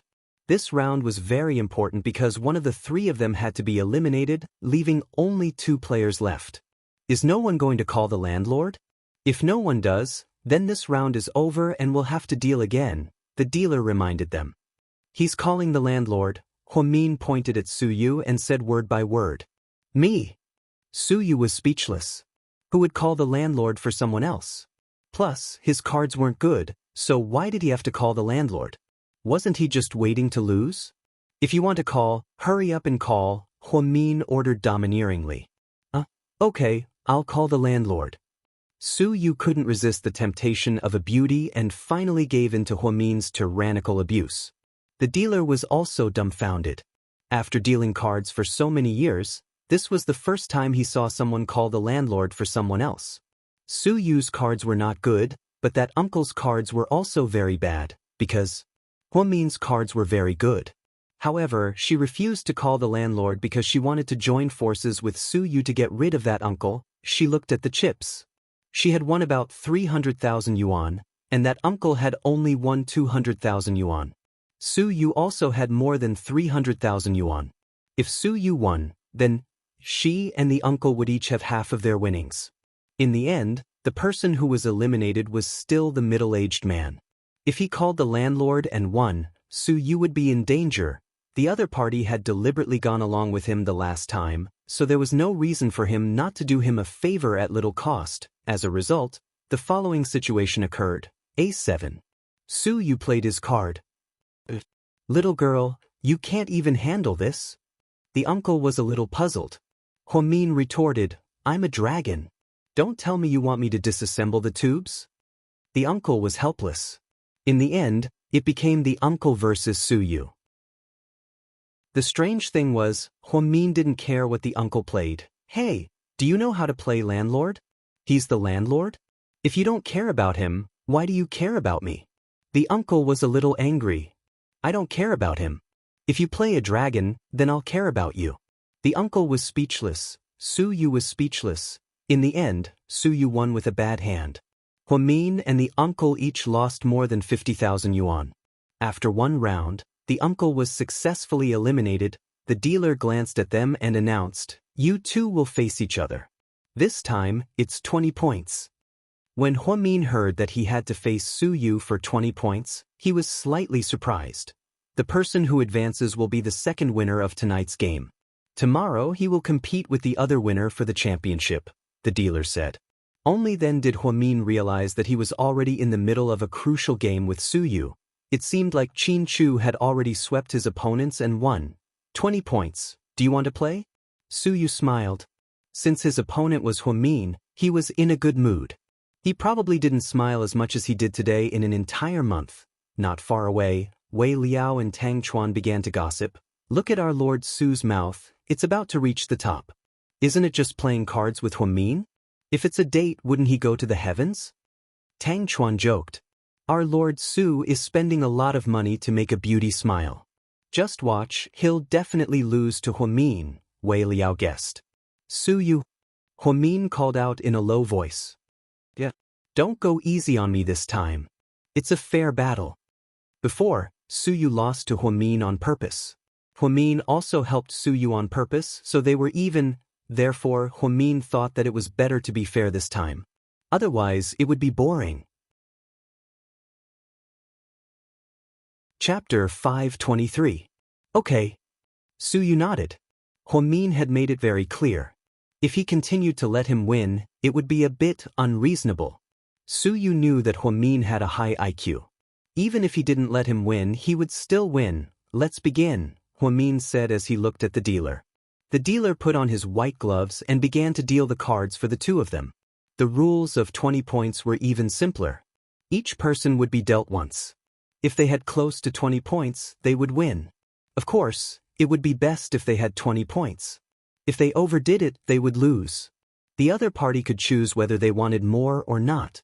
The dealer first dealt to Suyu. Suyu immediately spread it out on the table. It was a red heart 9. The dealer then dealt to Huamin. It was a black heart 6. Suyu said, "Let's continue." The dealer sent another card with a score of 7. 7 plus 9 was 16, which was very close to 20 points. The dealer then dealt to Huamin. It was a 10. 6 plus 10 was also 16, which was very close to 20 points. Zhu Lingling's heart began to beat wildly. Of course, she was praying that Huamin would win. The dealer looked at the same number and asked Suyu, "Do you still want to deal?" "Let's continue," Suyu said calmly. The dealer dealt another card. It was AK. In 20 points, JQ, KA, and so on, so Suyu's score was 17. The dealer continued to ask Huamin, "Do you still want to deal?" Huamin was also very calm. The onlookers sighed and broke out in a cold sweat for the two of them. The dealer dealt another card to Huamin. It was 3. 16 plus 3, which was 19 points. Zhu Lingling was so excited that she grabbed Gao Ran's collar and said, "Girl, you're going to win." "Big sister, I saw it. I'm not blind, okay?" Gao Ran looked helpless. His collar was wrinkled by Zhu Lingling. The dealer looked at Suyu. "Do you want to continue?" "Of course." Suyu was full of confidence. "But you're already 17, sir. If you continue, you might surpass." The dealer gave a friendly reminder. "My opponent is already at 19 points. If I don't continue, I'll still lose, so I might as well take a gamble." The dealer didn't say anything else and continued to send Suyu another card. Suyu picked it up and glanced at it. Then he smiled evilly. The moment he spread out the cards, the surroundings exploded. It was also a 3. 17 plus 3, exactly 20 points. "Oh my God, it's really 20 points. Young Master Su is so lucky." "Yeah, it's amazing. I thought young Master Su would lose for sure." Sounds of discussion could be heard from the crowd. "It's over, it's over. She's going to lose. It's too early for me to be happy." Zhu Lingling frowned. "It's normal. Calm down. It's good that she loses. What else? Are they going to fight for the championship tomorrow?" Gao Ran smiled as he comforted Lingling. "Hey, what you said makes sense." The dealer looked at Huamin and asked, "Do you want to continue?" The truth was, Huamin could take a gamble. If the card she sent out was a jack, a ka, and a 1, then it would be a full 20 points. If it exceeded, it wouldn't be a big deal. He would lose anyway. Zhu Lingling thought that with Huamin's adventurous personality, he would definitely take a gamble, but this time, he didn't. She glanced at the cards and said, "I've lost." Then, she gave all her chips to Suyu, got up, and walked away confidently. Suyu flipped over the card in the dealer's hand. The next card was an ace. In other words, if Huamin continued, she wouldn't lose. He understood Huamin's personality. Any one of the 4 cards would have been fine. With such a high probability, she shouldn't have given up. Thinking of this, Suyu got up and chased after her. He blocked Huamin's path. "What?" Huamin looked at Suyu. "Didn't you say it was a fair competition? Why did you admit defeat?" Suyu asked unhappily. "I didn't. A loss is a loss. Impossible, you should have continued. Did you know that card was an ace?" "But I don't want to bet anymore. I think I lost," Huamin said word by word with her arms crossed. "That's impossible. That's not your style. Don't say it like you know me very well. Huamin looked at Su Yu seriously and said in an unfriendly tone. Tell me, why did you do that? There has to be a reason. Su Yu was very serious and insisted on an explanation. You want a reason? Okay, I'll tell you. Listen carefully. Huamin put down her hands helplessly. Chapter 524. Because I don't want to compete with my husband for the championship tomorrow, Huamin slowly said. So, that's why. Su Yu felt a little suffocated in his heart. Just now, he thought that Huamin purposely went easy on him because she wanted him to win, but now, she said that it was because she didn't want to compete with Qin Chu. Sometimes, he wanted to find out the truth, but the truth was so cruel. Okay, I got it. Thank you for telling me the truth. Su Yu bitterly smiled and turned around in loneliness. The truth was, Huamin didn't feel good either. She didn't want to torture Su Yu all the time, but she really didn't want to compete with Qin Chu in the finals and win the championship. Qin Chu loved her so much that he would definitely lose on purpose. It didn't matter if she or Qin Chu won 180 million yuan, but Qin Chu represented the entire GK. So, she couldn't do that, so, she conveniently lost to Su Yu. To be honest, she knew that if she continued to deal cards, she would have won. She was so close, and there were so many cards in the deck, so the probability was very high. She just didn't think that Su Yu would rush out and ask so many questions. Honey, what's wrong? Qin Chu walked out of the hallway and saw Huamin leaning against the wall in a daze. Nothing, I'm a little bored, so I want to take a walk on the deck. I'm willing to accompany you, Qin Chu said. Then, he held Huamin's hand and the two of them got on the deck. The boundless sea could always make one's heart open up in an instant. Did you lose on purpose? Yeah. Huamin nodded. Because you don't want to compete with me tomorrow? Qin Chu asked again. Silly, it's just a game. Even if the two of us fight tomorrow, it doesn't matter who wins, Qin Chu comforted. Huamin turned to look at him and said slowly, even if it's just a game, I don't want to go against you. Never. After speaking, Huamin threw herself into Qin Chu's arms, like a child who had been wronged. Qin Chu had never seen Huamin like this. His heart ached as he held her in his arms. His hand gently patted her back. It's my fault. I shouldn't have brought you here. If I knew you were so serious, we wouldn't have come. What 180 million? What reputation as the god of gamblers? They can't compare to my wife's happy smile. You only know how to coax me. Huamin raised her head and pinched Qin Chu's chin coquettishly. A day passed in the blink of an eye. Perhaps it was because they were on a cruise ship that they had lost track of time. The third day arrived early. Everyone gathered in the central hall, waiting for the final battle. After rounds of elimination and selection, Qin Chu and Su Yu finally walked onto the stage. The stage was 5 meters long, and 5 well-trained dealers stood on the side, waiting for orders. Today is the last round of the competition. The rules of the game are very simple. Both sides will draw cards and compare points. The winner will win 2 out of 3 games. The winner will get a reward of $30 million. Mr. Lawrence will personally sign the check. The blonde-haired, blue-eyed foreign executive spoke in fluent English, and the audience went into an uproar. It was as if they had been waiting for this moment. I have an additional request. Su Yu suddenly raised his hand and interrupted the foreign executive. Oh no, our Lord Su is going to cause trouble again. Wei Liao slapped his forehead, sweating. Let him cause trouble, he hasn't stopped since he got on the ship. Tang Chuan smiled. Please speak, Mr. Su Yu. The foreign executive knew that Su Yu had a powerful background, so he was very polite. Su Yu looked at Qin Chu across from him and said word by word, if I win, I want President Qin's date to dance with me. After Qin Chu heard what she said, his bright eyes turned dark and deep. Huamin, who was watching from below, was also slightly surprised. He didn't expect Su Yu to make such a strange request. When Su Yu said that Qin Chu's date is our Huamin, right? Zhu Lingling asked, dumbfounded. If it's not Huamin, then it's you? Gao Ran looked at her with disdain. President Qin, what do you think? Su Yu smiled provocatively and asked Qin Chu.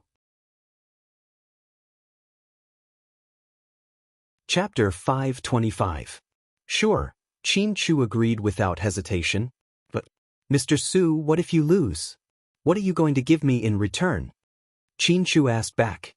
Su Yu clenched his hands into fists, placed them under his chin, and said meaningfully, I heard that President Qin loves red wine. I happen to have a bottle of Louis XIV in my collection.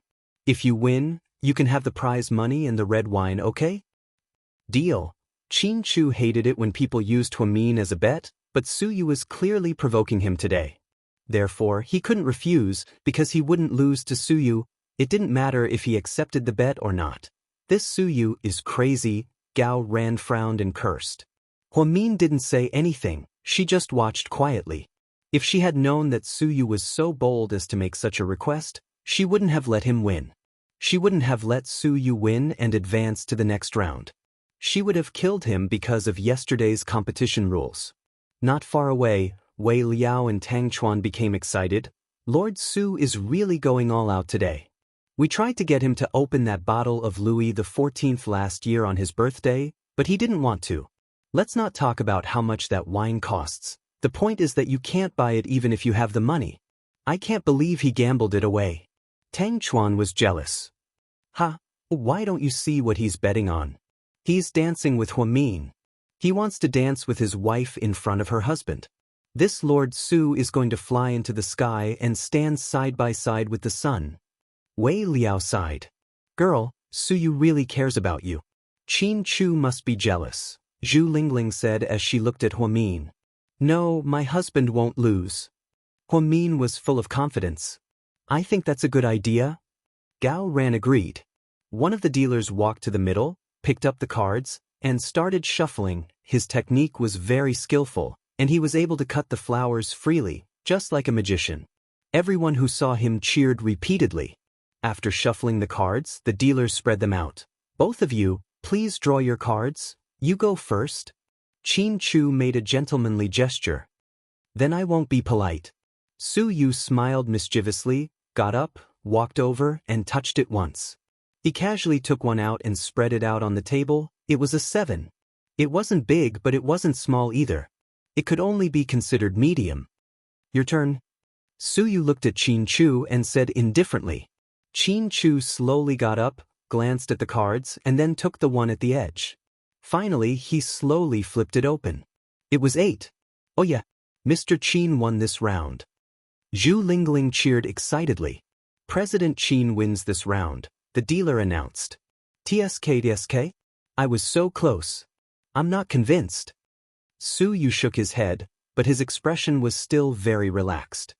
He's not going to lose, is he? Tang Chuan asked worriedly. No, he's always been lucky. Wei Liao seemed to have complete confidence in Su Yu, just like how Gao Ran had confidence in Xianxia. Round 2, begin. The dealer announced loudly after shuffling the cards. This time, Su Yu went first. He didn't even look at it, and casually took one out. When he spread it out, everyone looked at it. It was AQ. It's okay this time, it's not small. Tang Chuan was finally relieved. Xianxia also casually took out a card and spread it out on the table. It was a 10. Su Yu won this round. Their expressions were very relaxed, as if this wasn't even a bet, but a game. No one took the 180 million yuan seriously. What they really wanted to bet on was Huamin's dance. Round 3, begin. The dealer announced. Huamin was a bit nervous. She was really afraid that Xianxia would slip up and lose. After all, Su Yu wasn't a pushover. You go first this time, Su Yu said. Then I won't hold back. After speaking, Xianxia walked to the center and looked at the cards for a few seconds. Then he picked out a card and spread it out on the table. After everyone saw it, someone screamed in surprise. Look, what card did President Qin draw? Oh my God. Someone in the crowd couldn't help but yell. Chapter 526. It was the Ace of Spades, which meant that the biggest number was 15. I'm afraid young Master Su is going to lose for sure. Yeah, young Master Su doesn't look too good. It's the last round. I wonder if young Master Su can get an ace. It'll probably be difficult. Everyone was discussing, and the atmosphere was extremely tense. "It's your turn, President Su," the dealer reminded him.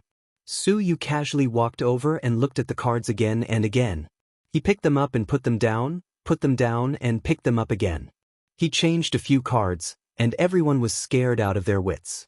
In the end, even he himself was a little impatient. He took one and slammed it on the table. "Hey, I'll take this one." Then he flipped over the card and everyone was dumbfounded. It was also an ace of hearts.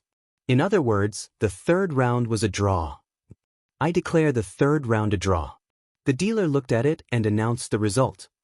"I suggest that both sides take 15 million USD each, is that okay?" The foreign executive stepped forward to be the peacemaker. "I'm sorry, but I don't like to tie with others. I like to see who's better and who's better. The winner takes it all. It's either black or white," Su Yu said arrogantly. However, it wasn't strange at all. After all, he was Su Yu. After all, his surname was Su. He was born to be arrogant. I was thinking the same thing. Qin Chu faintly glanced at Su Yu's smug face. "If that's the case, why don't we add another round? Please draw your cards again," the executive suggested. Qin Chu walked over, and without even looking, he picked out a card and spread it out. It was an ace of diamonds again. Su Yu didn't back down. He walked over, took out a card, and put it on the table. It was an ace of flowers again. 4 aces were chosen by the two of them, however, it was still a draw. This kind of rare scene was truly unimaginable. The audience was in an uproar. Everyone was talking about how the two of them were card masters. It wasn't a coincidence that they got an ace every time. "I didn't expect Su Yu to be so strong," Zhu Lingling exclaimed. "Do you think the big boss of Imperial Star has a brain for nothing?" "Qin Chu has met his match this time," Gao Ren muttered. Huamin remained silent as he quietly watched the match. "What should we do? Why do we always have the same number? I'm fine with anything. I'll accompany you to the end." Qin Chu looked at Su Yu and smiled meaningfully. "If that's the case, why don't we let Huamin come up and deal us the cards?" Su Yu's suggestion once again set off a climax. Letting Huamin deal the cards in place of the dealer, this was the first time in the world. "I have no problem with that." Qin Chu naturally agreed. That was his wife. The foreign executive nodded as well. "As long as the two of you come to an agreement, it's fine." "Huamin, is that okay?" Su Yu tilted her head and looked at Huamin, who was below the stage, and asked in a serious tone. Huamin let go of her hand and slowly walked up the stage. When she walked past Su Yu, she heard Su Yu whisper, "Please, I just want to dance with you, that's all." Huamin sighed softly. She knew that Su Yu already knew how good she was. She had complete control over who she dealt the cards to, so it all depended on who Huamin wanted to win. Su Yu didn't care about the 180 million yuan prize. All she cared about was dancing with Huamin. But Qin Chu gave Huamin a look, which meant, "Don't be troubled, I'm fine with anything." Huamin immediately understood the look in his eyes. "Okay, let's begin." After the dealer shuffled the cards, he handed them to Huamin. Everyone below the stage held their breaths, waiting for the most exciting moment. Chapter 527. Huamin first dealt a card to Su Yu. Then, Su Yu picked up the card and glanced at it expressionlessly. He then raised his head and looked at Huamin with a complicated look in his eyes. There seemed to be 1,000 things he wanted to say. Huamin didn't look at Su Yu. Instead, he continued to deal cards to Qin Chu. After both of them received their cards, the dealer reminded them, "You can reveal your cards now." Su Yu slowly spread out his card. It was a queen. The truth was, when he received the queen, he knew that he was going to lose. There was no ace, so the king was the biggest. Since he received a queen, then the king must be in Qin Chu's hands. As expected, when Qin Chu spread out his card, it was a king of hearts. The crowd was once again in an uproar, then, thunderous applause. "I declare President Qin the winner. He is the god of gamblers of the Knight of Lawrence's Pearl," the foreign executive announced. The crowd went wild. Not far away, Wei Liao took out a cigarette. He took a deep puff and didn't say anything. Lord Su lost. He lost to Qin Chu. Tang Chuan was very unhappy. His heart ached for the bottle of Louis XIV. Wrong, he didn't lose to Qin Chu. He lost to Huamin, Wei Liao said with deep meaning. At the last moment, the director of the cruise ship, Lawrence, presented himself. Beside him was the most popular actress in Hollywood. He personally signed a $30 million check to Qin Chu and took a photo with him as a souvenir. When Huamin walked off the stage, he walked past Su Yu and said, "I'm sorry." "You're welcome," Su Yu replied out of the blue. Then he stood up and left. He didn't participate in this luxurious celebration. After the God of Gamblers was decided, Lawrence ordered people to open 100 bottles of champagne. The atmosphere was great. A popular male singer from Europe and America started singing a rock song with a strong rhythm. Zhu Lingling forced Huamin to dance in the crowd. Huamin actually felt very uncomfortable in her heart. Su Yu had already opened his mouth to beg her. He only wanted to dance with her. However, she didn't give him a chance and left all the benefits to Qin Chu. Qin Chu walked down the stage and hugged Huamin. "Thank you for your hard work." "Not at all. Thank you, honey. This is what I should do." Huamin chuckled. Qin Chu's victory was her wish. However, why do I always feel inexplicably sorry for Su Yu in my heart?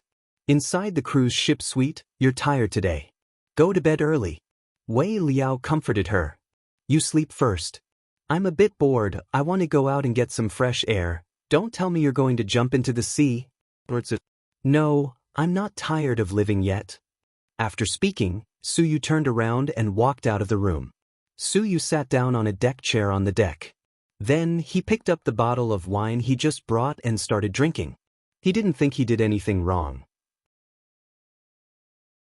He just wanted to dance with her. Was it that hard to stand under the spotlight with her? Drinking alone? A voice sounded. Su Yu turned around and was a bit surprised. "Why are you here?" Huasiqian slowly walked over in a bathrobe. "I wanted to come on the first day, but something came up at the company. You know that my old man's youngest son likes to cause trouble. As soon as he came back from the Philippines, he couldn't stop and gave me a lot of trouble. I forced myself to come over.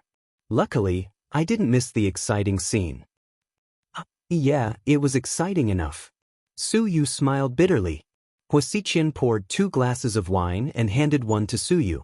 Then he slowly said, "There's nothing to be upset about. You have to get used to it. Mion's feelings for Qin Chu didn't just happen in a day or two. They accumulated over time, understand?" "Yes, I understand." When Su Yu said this, he felt a dull pain in his chest. He knew that the person Huamin loved was Qin Chu. It had always been Qin Chu. Why did he still have a sliver of hope? "So, why don't you just let it go? Young Master Su, you can get anything you want. Why do you have to tire yourself out?" Huasiqian took a sip of wine and looked at Su Yu. Chapter 528. Let go? That's impossible. Su Yu took a big gulp of wine. "Why do you have to Once I, Su Yu, set my mind on something, I won't give up halfway.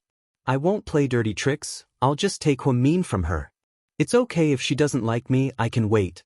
I can wait for her to divorce, for her to break up with Qin Chu, and for her to slowly fall in love with me. I have a lot of time anyway, it really doesn't matter." After speaking, Su Yu took another big gulp of wine. Huasiqian could tell that he was in a bad mood. "That little sister of mine is a demon.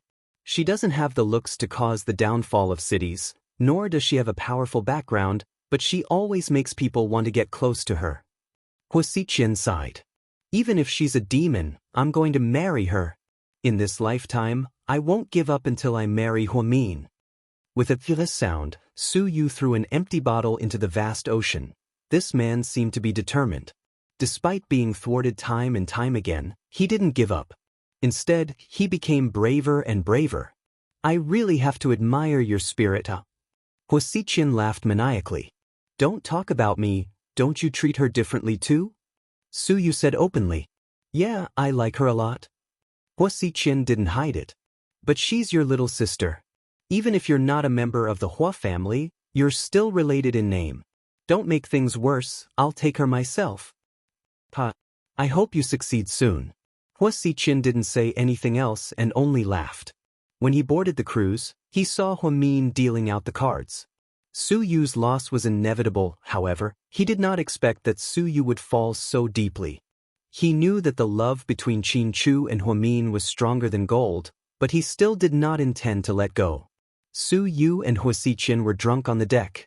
When he came down, he was carried back by Wei Liao. Therefore, being friends with young Master Su was very stressful, because he caused trouble for you at any time, and you had to deal with the aftermath. Huamin dance reveal. Su Yu mumbled in his sleep. Damn you. Can you please stop? I've been hanging out with you for a year and I'm already 10 years older. Don't worry about me, Wei Liao scolded as he carried Su Yu. However, he did not expect to run into Huamin at the door. Wei Liao didn't know what to say when he saw Huamin. Is he okay? He's fine. He's just drunk. Is he still seasick? Maybe he's not seasick anymore? This is seasickness medicine. I got it from the reception desk. Remember to give him some. Also, if he drinks too much and goes straight to sleep, his brain will be damaged.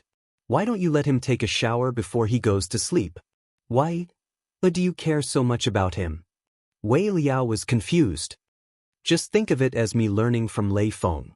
After speaking, Huamin stuffed the seasickness medicine into Wei Liao's bathrobe pocket, turned around, and left. Wei Liao was speechless. During the 3 days on the cruise, Huamin was nervous and excited. When he came down, he suddenly felt relieved. He was afraid that he would miss work, so he went to South Side early in the morning. The local media reported on the cruise without restraint, but they only talked about how GK's president won the God of Gamblers title and the prize money. They didn't talk about anything else. Qin Chu deposited all 120 million yuan into Huamin's account and got her a Supreme Black Card. That day, GK's stock price skyrocketed by 8 points. That night, as soon as Huamian got off work and entered the house, Qin Chu grabbed her hand and led her out. Honey, where are we going? Go to Dong Tao Town with me, there's news. Upon hearing the news from Dong Tao Town, Huamin was extremely excited. She held onto Qin Chu's hand and asked, What news? Chapter 529. I sent someone to investigate the health center where you were born. There's an old man guarding the door. He's an honest man, and apparently he worked at the health center for 10 years. Later, his niece took him to the south to retire. He just came back to Dong Tao Town a few days ago. I checked the address and information, and I think it might be useful, Qin Chu said slowly. Huamin was in a great mood, and she immediately grabbed Qin Chu's hand and walked out. Let's not waste any time, let's go. Downstairs, Huamin was confused when she saw Qin Chu get into the Volkswagen CC.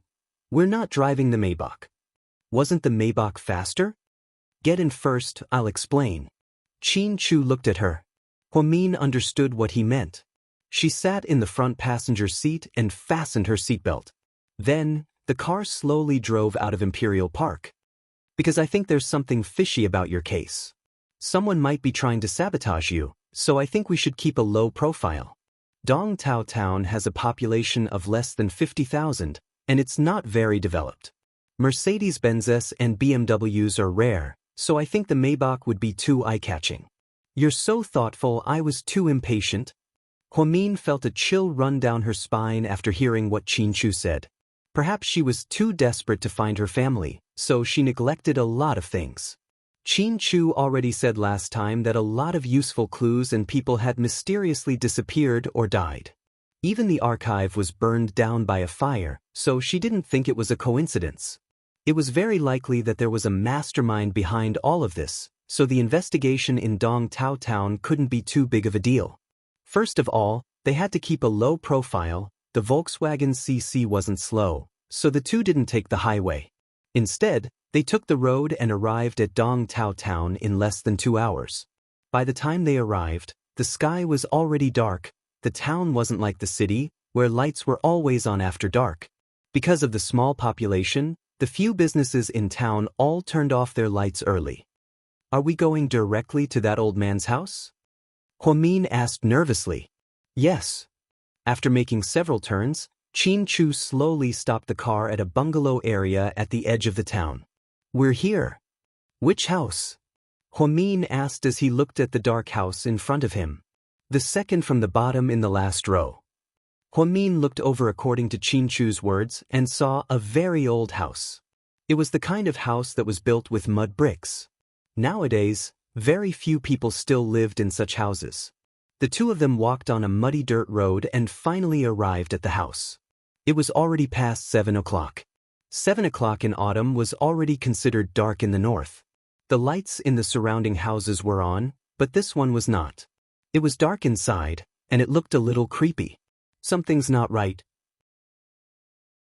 Be careful of us, Min whispered to Chu, feeling that something was wrong. Okay, you wait here. I'll go knock on the door. No, I'll go with you. Min was still worried and didn't want to wait here. Instead, she grabbed Chu's hand tightly. She wasn't a timid person. When she was in medical school, she could dissect a corpse by herself without feeling anything. In the hospital, she could push a corpse to the morgue by herself, but this time, it was different. It was a very ominous feeling. Seeing that Min didn't want to go with him, Chu had no choice but to take her to the shabby door. Bang bang bang. Chu knocked on the door 3 times with a lot of force. If there was anyone inside, they would have heard it. Meow meow meow. A black cat suddenly jumped out of nowhere. Min was so scared that she immediately hugged Chu tightly. Don't be scared. Excuse me, is Mr. Yang home? Chu knocked on the door again and shouted inside. Chapter 5:30. After a while, there was still no response. Chu didn't give up. Just as he was about to push the door open, he heard a voice behind him. Who are you looking for? Min turned around and saw a tall, dark-skinned boy around 15 or 16 years old. He held a basketball in his hand and was sweating profusely. It seemed like he just came back from playing basketball. Little boy, we're looking for the owner of this house. Have you seen him before? Min asked politely. We're Grandpa Yang's distant relatives, Chu added. You're looking for Grandpa Yang? The little boy's expression was a little strange. He's not home? I heard that he came back a few days ago, Chu said. He's dead. The little boy hesitated for a moment and said slowly. What? Min and Chu both exclaimed at the same time. It happened 2 nights ago. He was supposed to be buried yesterday, but we have a custom here. We can't bury him on the 7th or 8th day of the new year, so we had to wait until tomorrow. Grandpa Yang didn't have many relatives, only a niece in the south. She didn't seem to be doing well, and he didn't have any money. The village chief said that the body should be put in the morgue in town and cremated tomorrow before being buried. How could a person die just like that? Min was extremely disappointed. She had finally found a clue, but it was strangely cut off. The little boy scratched the back of his head and said, I'm not sure. My mom said that Grandpa Yang committed suicide by drinking drugs because he had no children and couldn't go back to his niece's home. But I don't think so. Grandpa Yang was a very easygoing and optimistic person. The day before he died, he even played chess with me.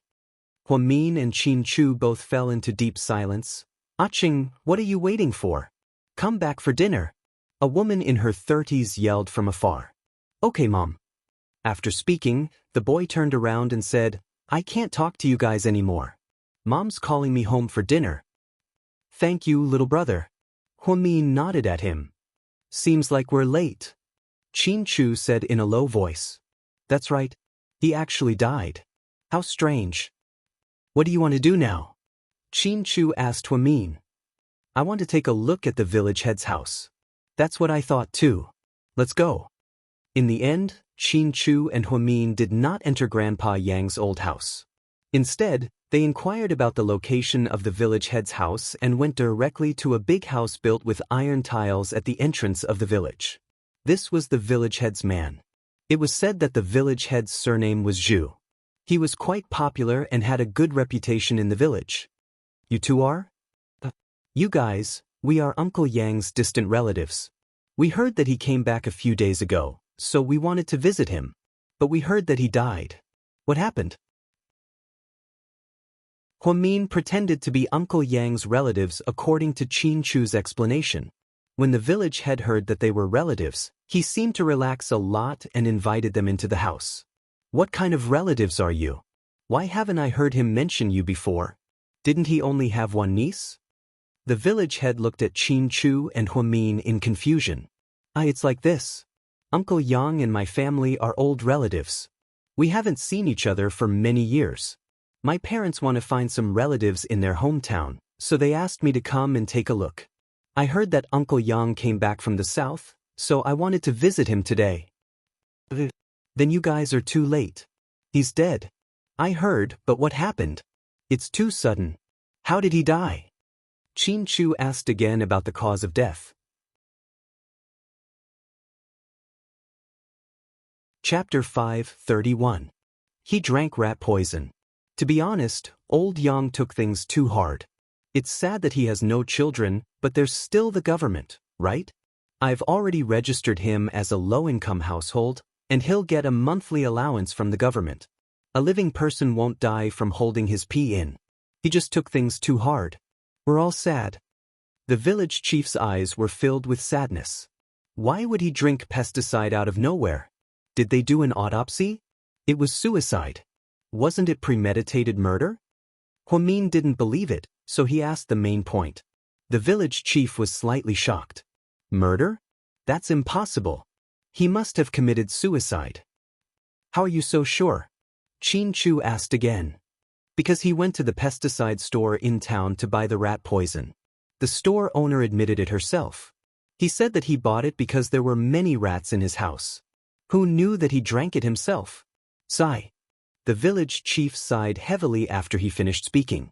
Qin Chu and Huamin looked at each other in tacit understanding. After he died, did his niece come back?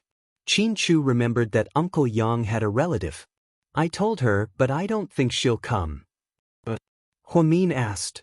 To be honest, Uncle Yang went to the south for many years.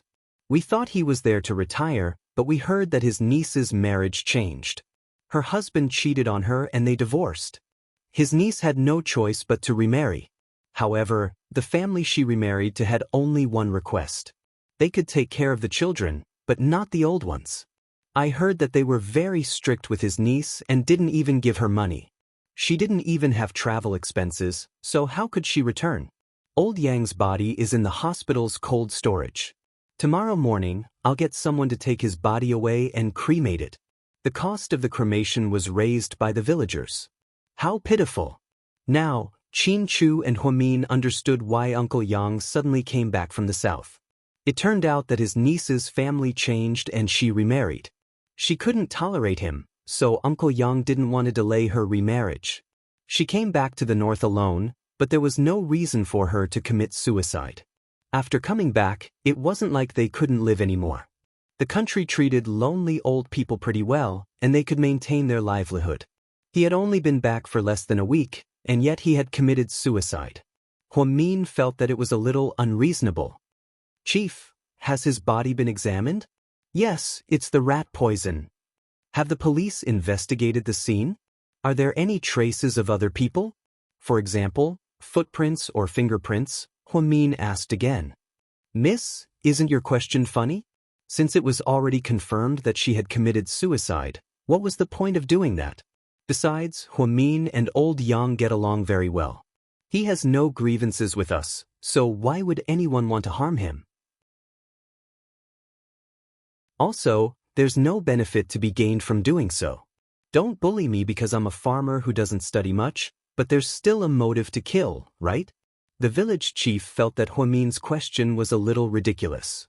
I'm sorry, I'm just asking. After all, we don't feel good if we can't find Uncle Yang. It's okay, I can understand. By the way, judging by your clothes, you must be from the city, right? Where are you from?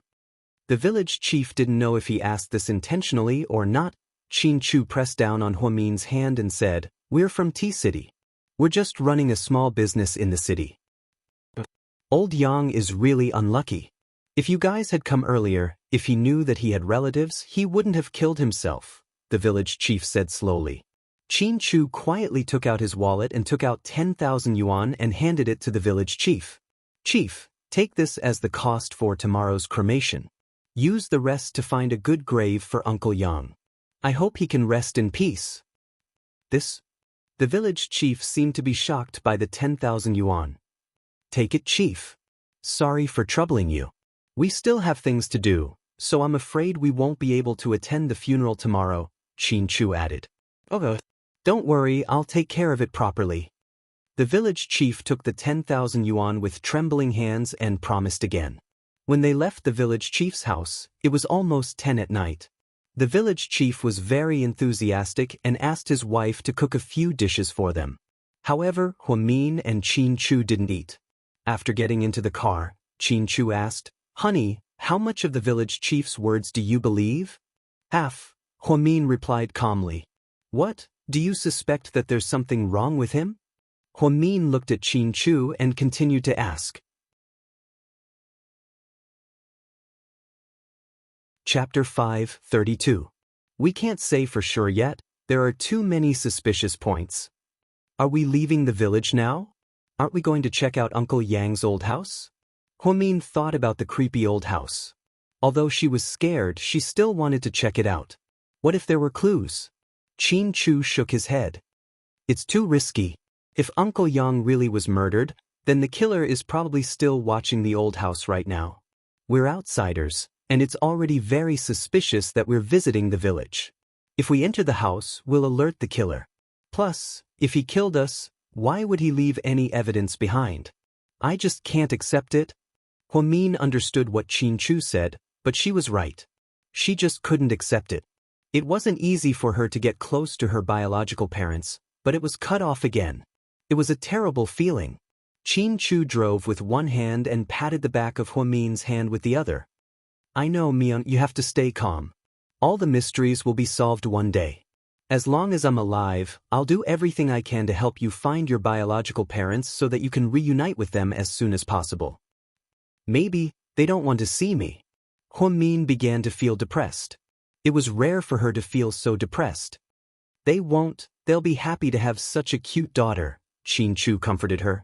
Honey, can I still find them? Huamin wasn't confident. Of course, as long as you want to, you can. Huamin didn't say anything, and the car silently drove on the small country road. The two originally planned to leave Dongtao town, but when they were a few hundred meters away from town, they stopped at a gas station to fill up.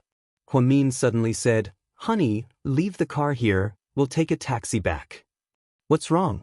Xianxia looked at her in confusion. If someone is watching us, they should know that we have left because they saw our car leave. If we take a taxi and go back halfway, no one will notice. But why are we going back? There's no point, the clues have been cut off. I have other things to do. Huamin smiled mysteriously. Xianxia looked at her. Don't tell me you want to go to the morgue to dissect Uncle Yang's body? No, no matter what, Grandpa Yang's death is definitely not suicide. I already firmly believe that. Why? What if it was really suicide? I've never believed in coincidences. I only believe in inevitability. So, Uncle Yang's death was not a coincidence. It was carefully planned. Huamin was almost certain. I like how confident you are. As Xianxia watched Huamin calmly analyze the situation, he suddenly felt that the extremely quick-witted woman had returned. He was instantly in a good mood. Let's go. Yes. The two left the CC at a gas station and took a taxi back to Dongtao town. There was a hotel in Dongtao town, and it was also the only hotel in the town. It was called the Minkong Hotel. Usually, there weren't many people there. Occasionally, a truck would stop by to rest. Business wasn't great, but it was still manageable. The decor was very old, and the floor area wasn't very big. When the two arrived at the Minkong Hotel, they saw a woman in her 40s wearing slippers and watching TV at the bar. "Madam, do you have a room?" Huamin asked with a smile. "Yes, how many rooms do you want?" "What? Give me your ID, I'll register it." "I'm so sorry, we're on a business trip and didn't bring our IDs with us. Can we stay if we don't bring our IDs?" Huamin said awkwardly. Actually, she and Xianxia both brought their IDs, but they would never take them out because they wouldn't leave any evidence behind. Chapter 5:33. You didn't bring any? That won't do. You can't stay here without an ID card. They've been very strict recently. When the lady boss heard Huamin say that he didn't bring any, she immediately waved her hand and refused. Lady boss, can you please make an exception? We're really tired. We want to rest here for one night. Just one night is fine. I really can't. They're too strict. We're also afraid that they'll investigate. Do you know that they'll fine us? The lady boss didn't look at Huamin. She just kept eating sunflower seeds and watching TV. She seemed a little unreasonable. Qin Chu didn't say anything.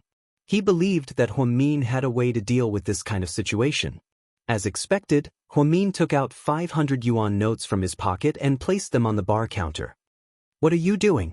The lady boss was immediately attracted by the money. Big sister, please make an exception. Can we give you 500 yuan for one night? When Huamin came in, he glanced at the prices at the door. The rooms here weren't divided into different tiers. There were only 6 rooms, and each room was 88 yuan. Therefore, if Huamin paid 500 yuan at once, it was equivalent to booking the entire hotel.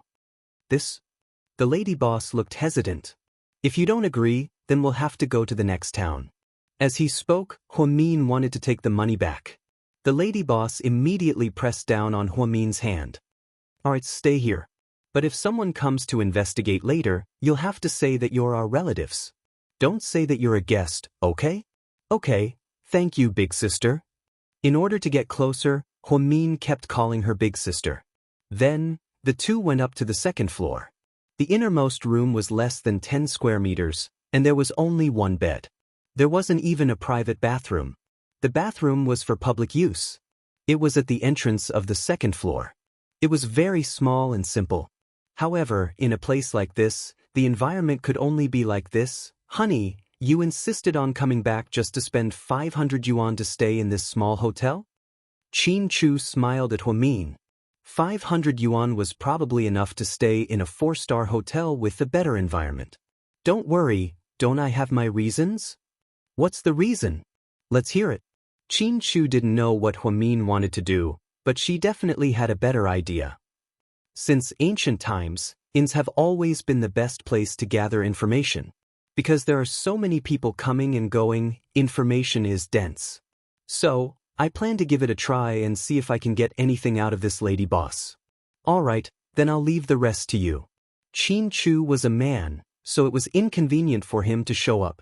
After getting a room, they could only lie down in the room and bide their time. Otherwise, if the two of them went, they were afraid that the lady boss would be on guard. Then I'll go out and have a chat. Be careful. Qin Chu was still worried. I know. Huamin turned around and walked downstairs. Just then the door of the room next door opened. A burly man with a dark face walked out in a pair of large underpants. His upper body was bare, and he was even holding a foot basin. When he saw Huamin, he froze. Huamin ignored him and went downstairs. Then, she moved a small stool and sat down in front of the bar. Miss, you don't have air conditioning here. It's pretty hot upstairs, so I came down to cool off. Huamin said as she picked up the fan on the bar.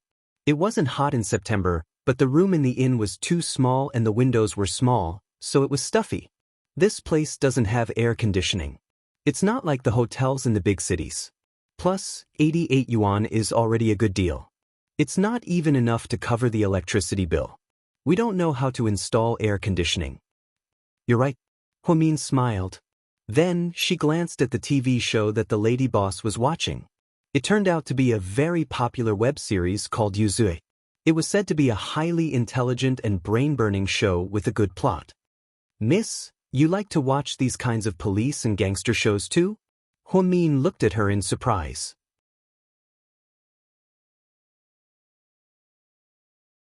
Chapter 5:34.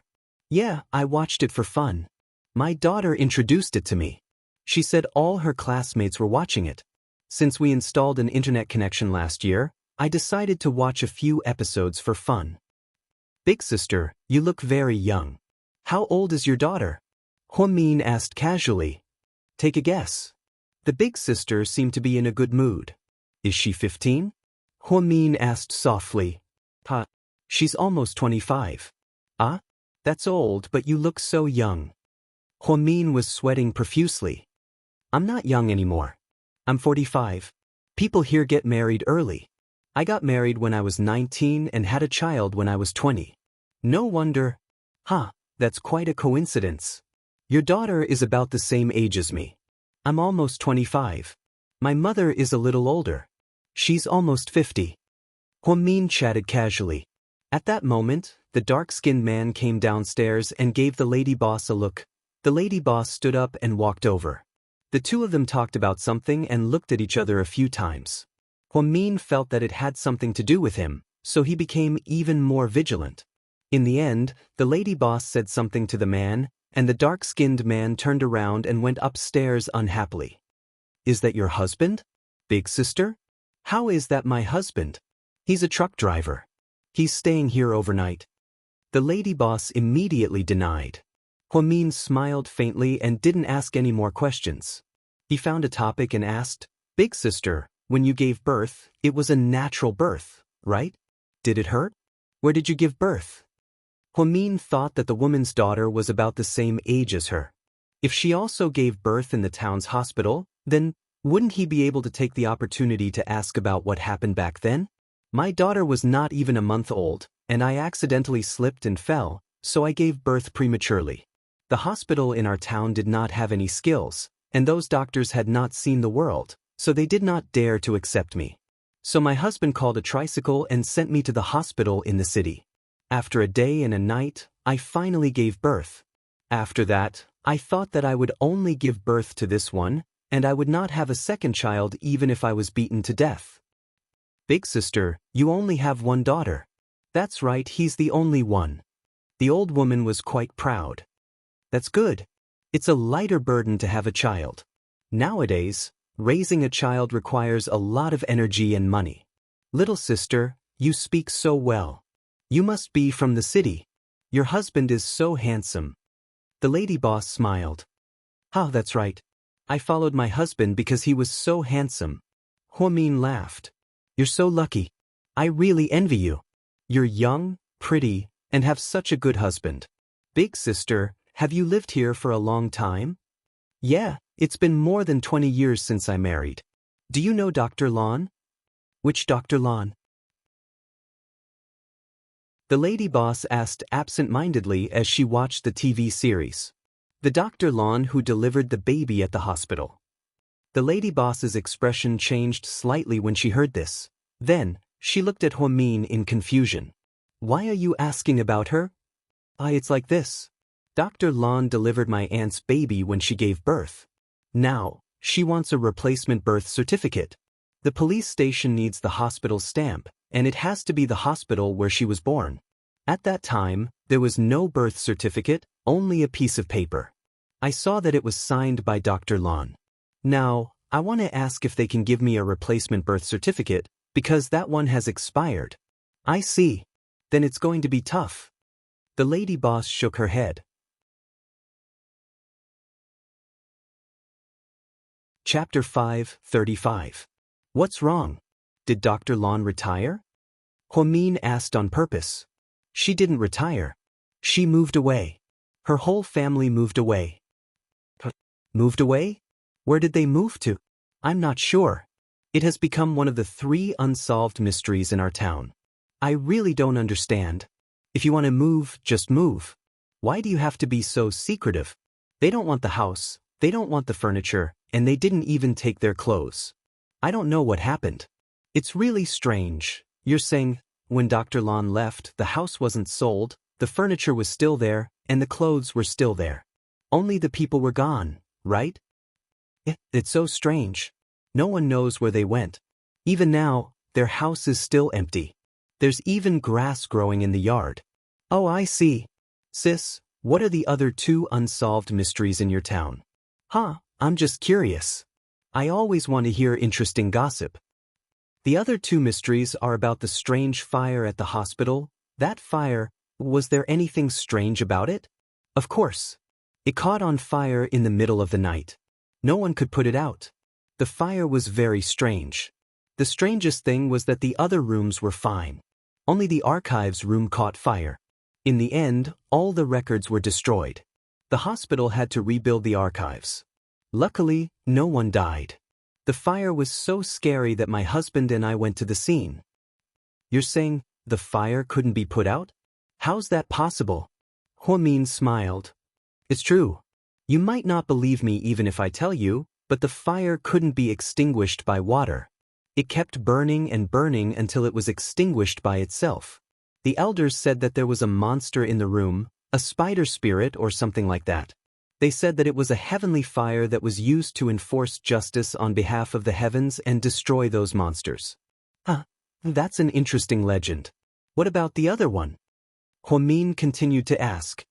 The other one? The shop owner was about to say when a man walked in. He saw a man in his 40s walk in. He was thin and wore a black shirt. What nonsense are you talking about? You're back? The shop owner asked intimately. Huamin guessed that this was the boss's husband. The girl who came to stay in our inn is very curious, so I'll tell her some things about our town. What's there to talk about in town? Shut your mouth. The man seemed unhappy. I'm just chatting. Do you have to be like this? You go to sleep, I'll watch the rest of the night. After that, the man walked to the bar counter and turned off the lady boss's computer.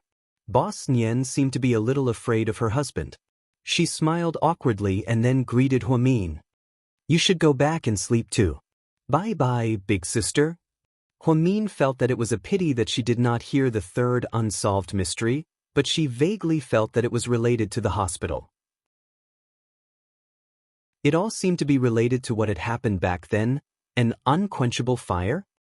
This is really interesting. I didn't come here in vain. After returning to the room, Huamin tiredly walked over and threw herself into Qinchu's arms. Just as she was about to speak, she heard a loud noise coming from next door. Then, there was the sound of a human body rubbing against each other. It was very clear that it was coming from the room next door. Huamin suddenly thought of the black-faced man, and she imagined all kinds of scenarios. The soundproofing here isn't very good, right? Huamin smiled awkwardly. Qinchu laughed and pinched Huamin's face. He deliberately teased her, how about we do it again? Chapter 5:36. Come my s. I'm dog-tired. Let's go to sleep. After speaking, Huamin didn't even take off her clothes. Instead, she snuggled into Qinchu's arms and closed her eyes. That's a good idea. This place is too small for some positions. Qinchu smiled.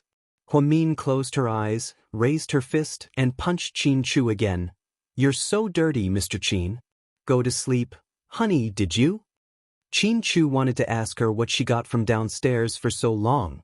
However, Huamin suddenly opened her eyes and gave him a look. Qinchu understood and immediately changed the topic. You were chatting downstairs for so long. I missed you. But let's go to sleep. We still have to travel tomorrow. Then, the two of them slept through the night. The truth was, Huamin didn't sleep well. She couldn't sleep well, as if a pair of eyes were constantly watching her. Later, she was so sleepy that she took a nap and had a strange dream. She dreamed that Uncle Yang was sitting in front of an old house with a black cat in his arms.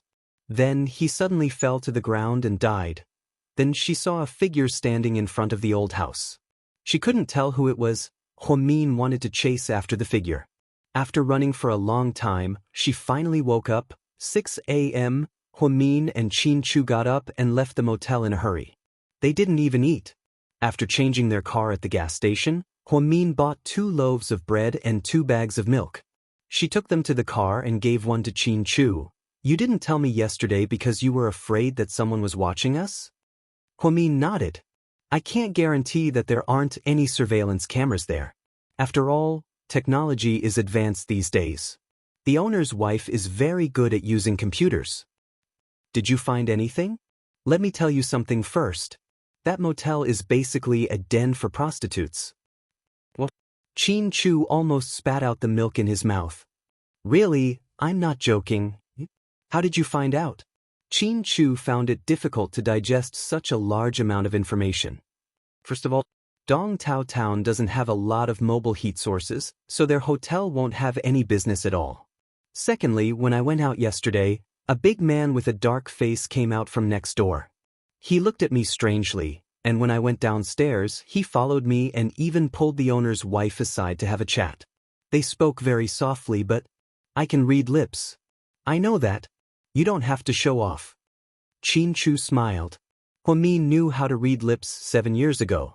Once, someone from the University of Public Security specially came over to poach Huamin to help with a case in the Criminal Investigation Department. This was because she knew sign language, lip reading, and other very strange languages. Moreover, other people would need several years to learn these, but she only needed less than 2 months. That man asked the owner's wife if I was new and how much it cost, and the owner said I was a guest. The man then said that he wanted to do something to a guest, but the owner said that I didn't come alone and told him not to cause trouble. So that black coal ball wanted to do something to you? Qin Chu's face immediately darkened. If he knew, he would have crippled him. Yeah, but the owner's wife talked him out of it. It seems like they're regular customers. Didn't you hear something last night? Although I didn't see a woman, it was definitely a prostitute provided by the owner's wife. Okay, even if you guessed right, this has nothing to do with you. You went down for so long, didn't you ask anything? Of course not. I couldn't help but ask, and I got a lot of valuable information. Huamin smiled proudly. For example? Qin Chu looked at her. For example, I suspect that Dr. Lan's family didn't move at all. They were murdered. Murdered? Qin Chu frowned slightly. This was a lot of information. A family of 3 was murdered? That was crazy. Chapter 537. Huamin nodded. According to the owner, Dr. Lan's family didn't sell their house, didn't move their furniture, and didn't even take their clothes. It's as if they disappeared into thin air. That doesn't make sense. That doesn't mean they were killed. Maybe they left because of an emergency?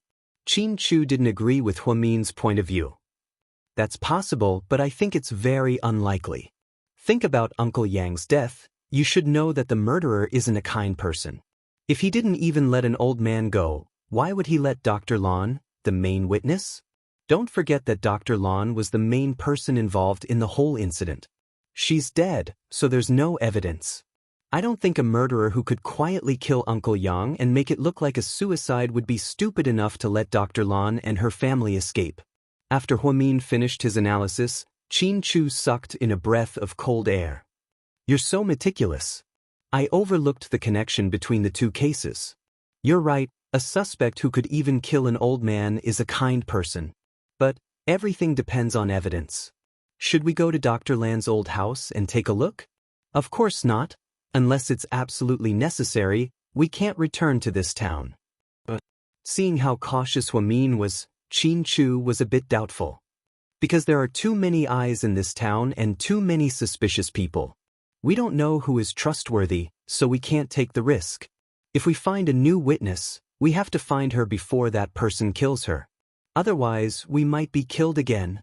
The owner's husband, that man, although I haven't interacted much with him, he's very strange. How so? Huamin thought for a moment and carefully recalled, my 6th sense, a woman's sharp intuition. I feel like that person isn't as simple as he seems. Plus, it was the first time we met, and he didn't seem friendly to me. I feel like something's wrong. Maybe you're too nervous? Qin Chu comforted. Maybe, but I'm sure of one thing. What? The fire that burned down the archives of the health center was definitely man-made. Not only was it man-made, but it was also done by someone who knows a lot about chemistry. Why do you say that? This was something that Qin Chu did not expect. Huamin looked at Qin Chu with a smile. The owner told me that the fire was very strange. He couldn't even extinguish the fire when he tried. That's why the old man said that it was a fire from the heavens, a fire meant to burn monsters to death. That's how the rumor spread. However, the owner's wife also witnessed the fire with her own eyes. She also said that the fire grew bigger after she watered it. It was very scary. Do you think, under those circumstances, the more she watered, the bigger the fire became? I understand now. The person who set the fire is someone who understands the principles of chemistry. He stored some chemical substances in the place where the fire started, such as potassium, sodium, magnesium, calcium carbide, quicklime, and other flammable substances. Because these substances react when they come into contact with water, not only did the fire not go out, it grew bigger and bigger. The people who didn't know the inside story thought it was some kind of heavenly fire. Yes, that's it. Huamin nodded. I didn't expect so many strange things to happen in a small town. Mian, I have a feeling that your biological parents are not ordinary people. Their identities might be very complicated, Qin Chu guessed as he looked at Huamin. I have that feeling too, Huamin said uneasily. But no matter what, I will help you find them. Don't worry, Qin Chu comforted him again. When the two returned to Sea City, they went straight to their respective workplaces. Huamin had just arrived at Southside when he heard a nurse say, "Head nurse, Deputy Director Guo wants you to go to his office." Huamin nodded. He hurriedly changed into his white lab coat and walked upstairs to the Deputy Director's office. You're tuning in to the Wang Lin's Journey YouTube channel. Don't forget to subscribe and join us on this journey to catch the most captivating stories.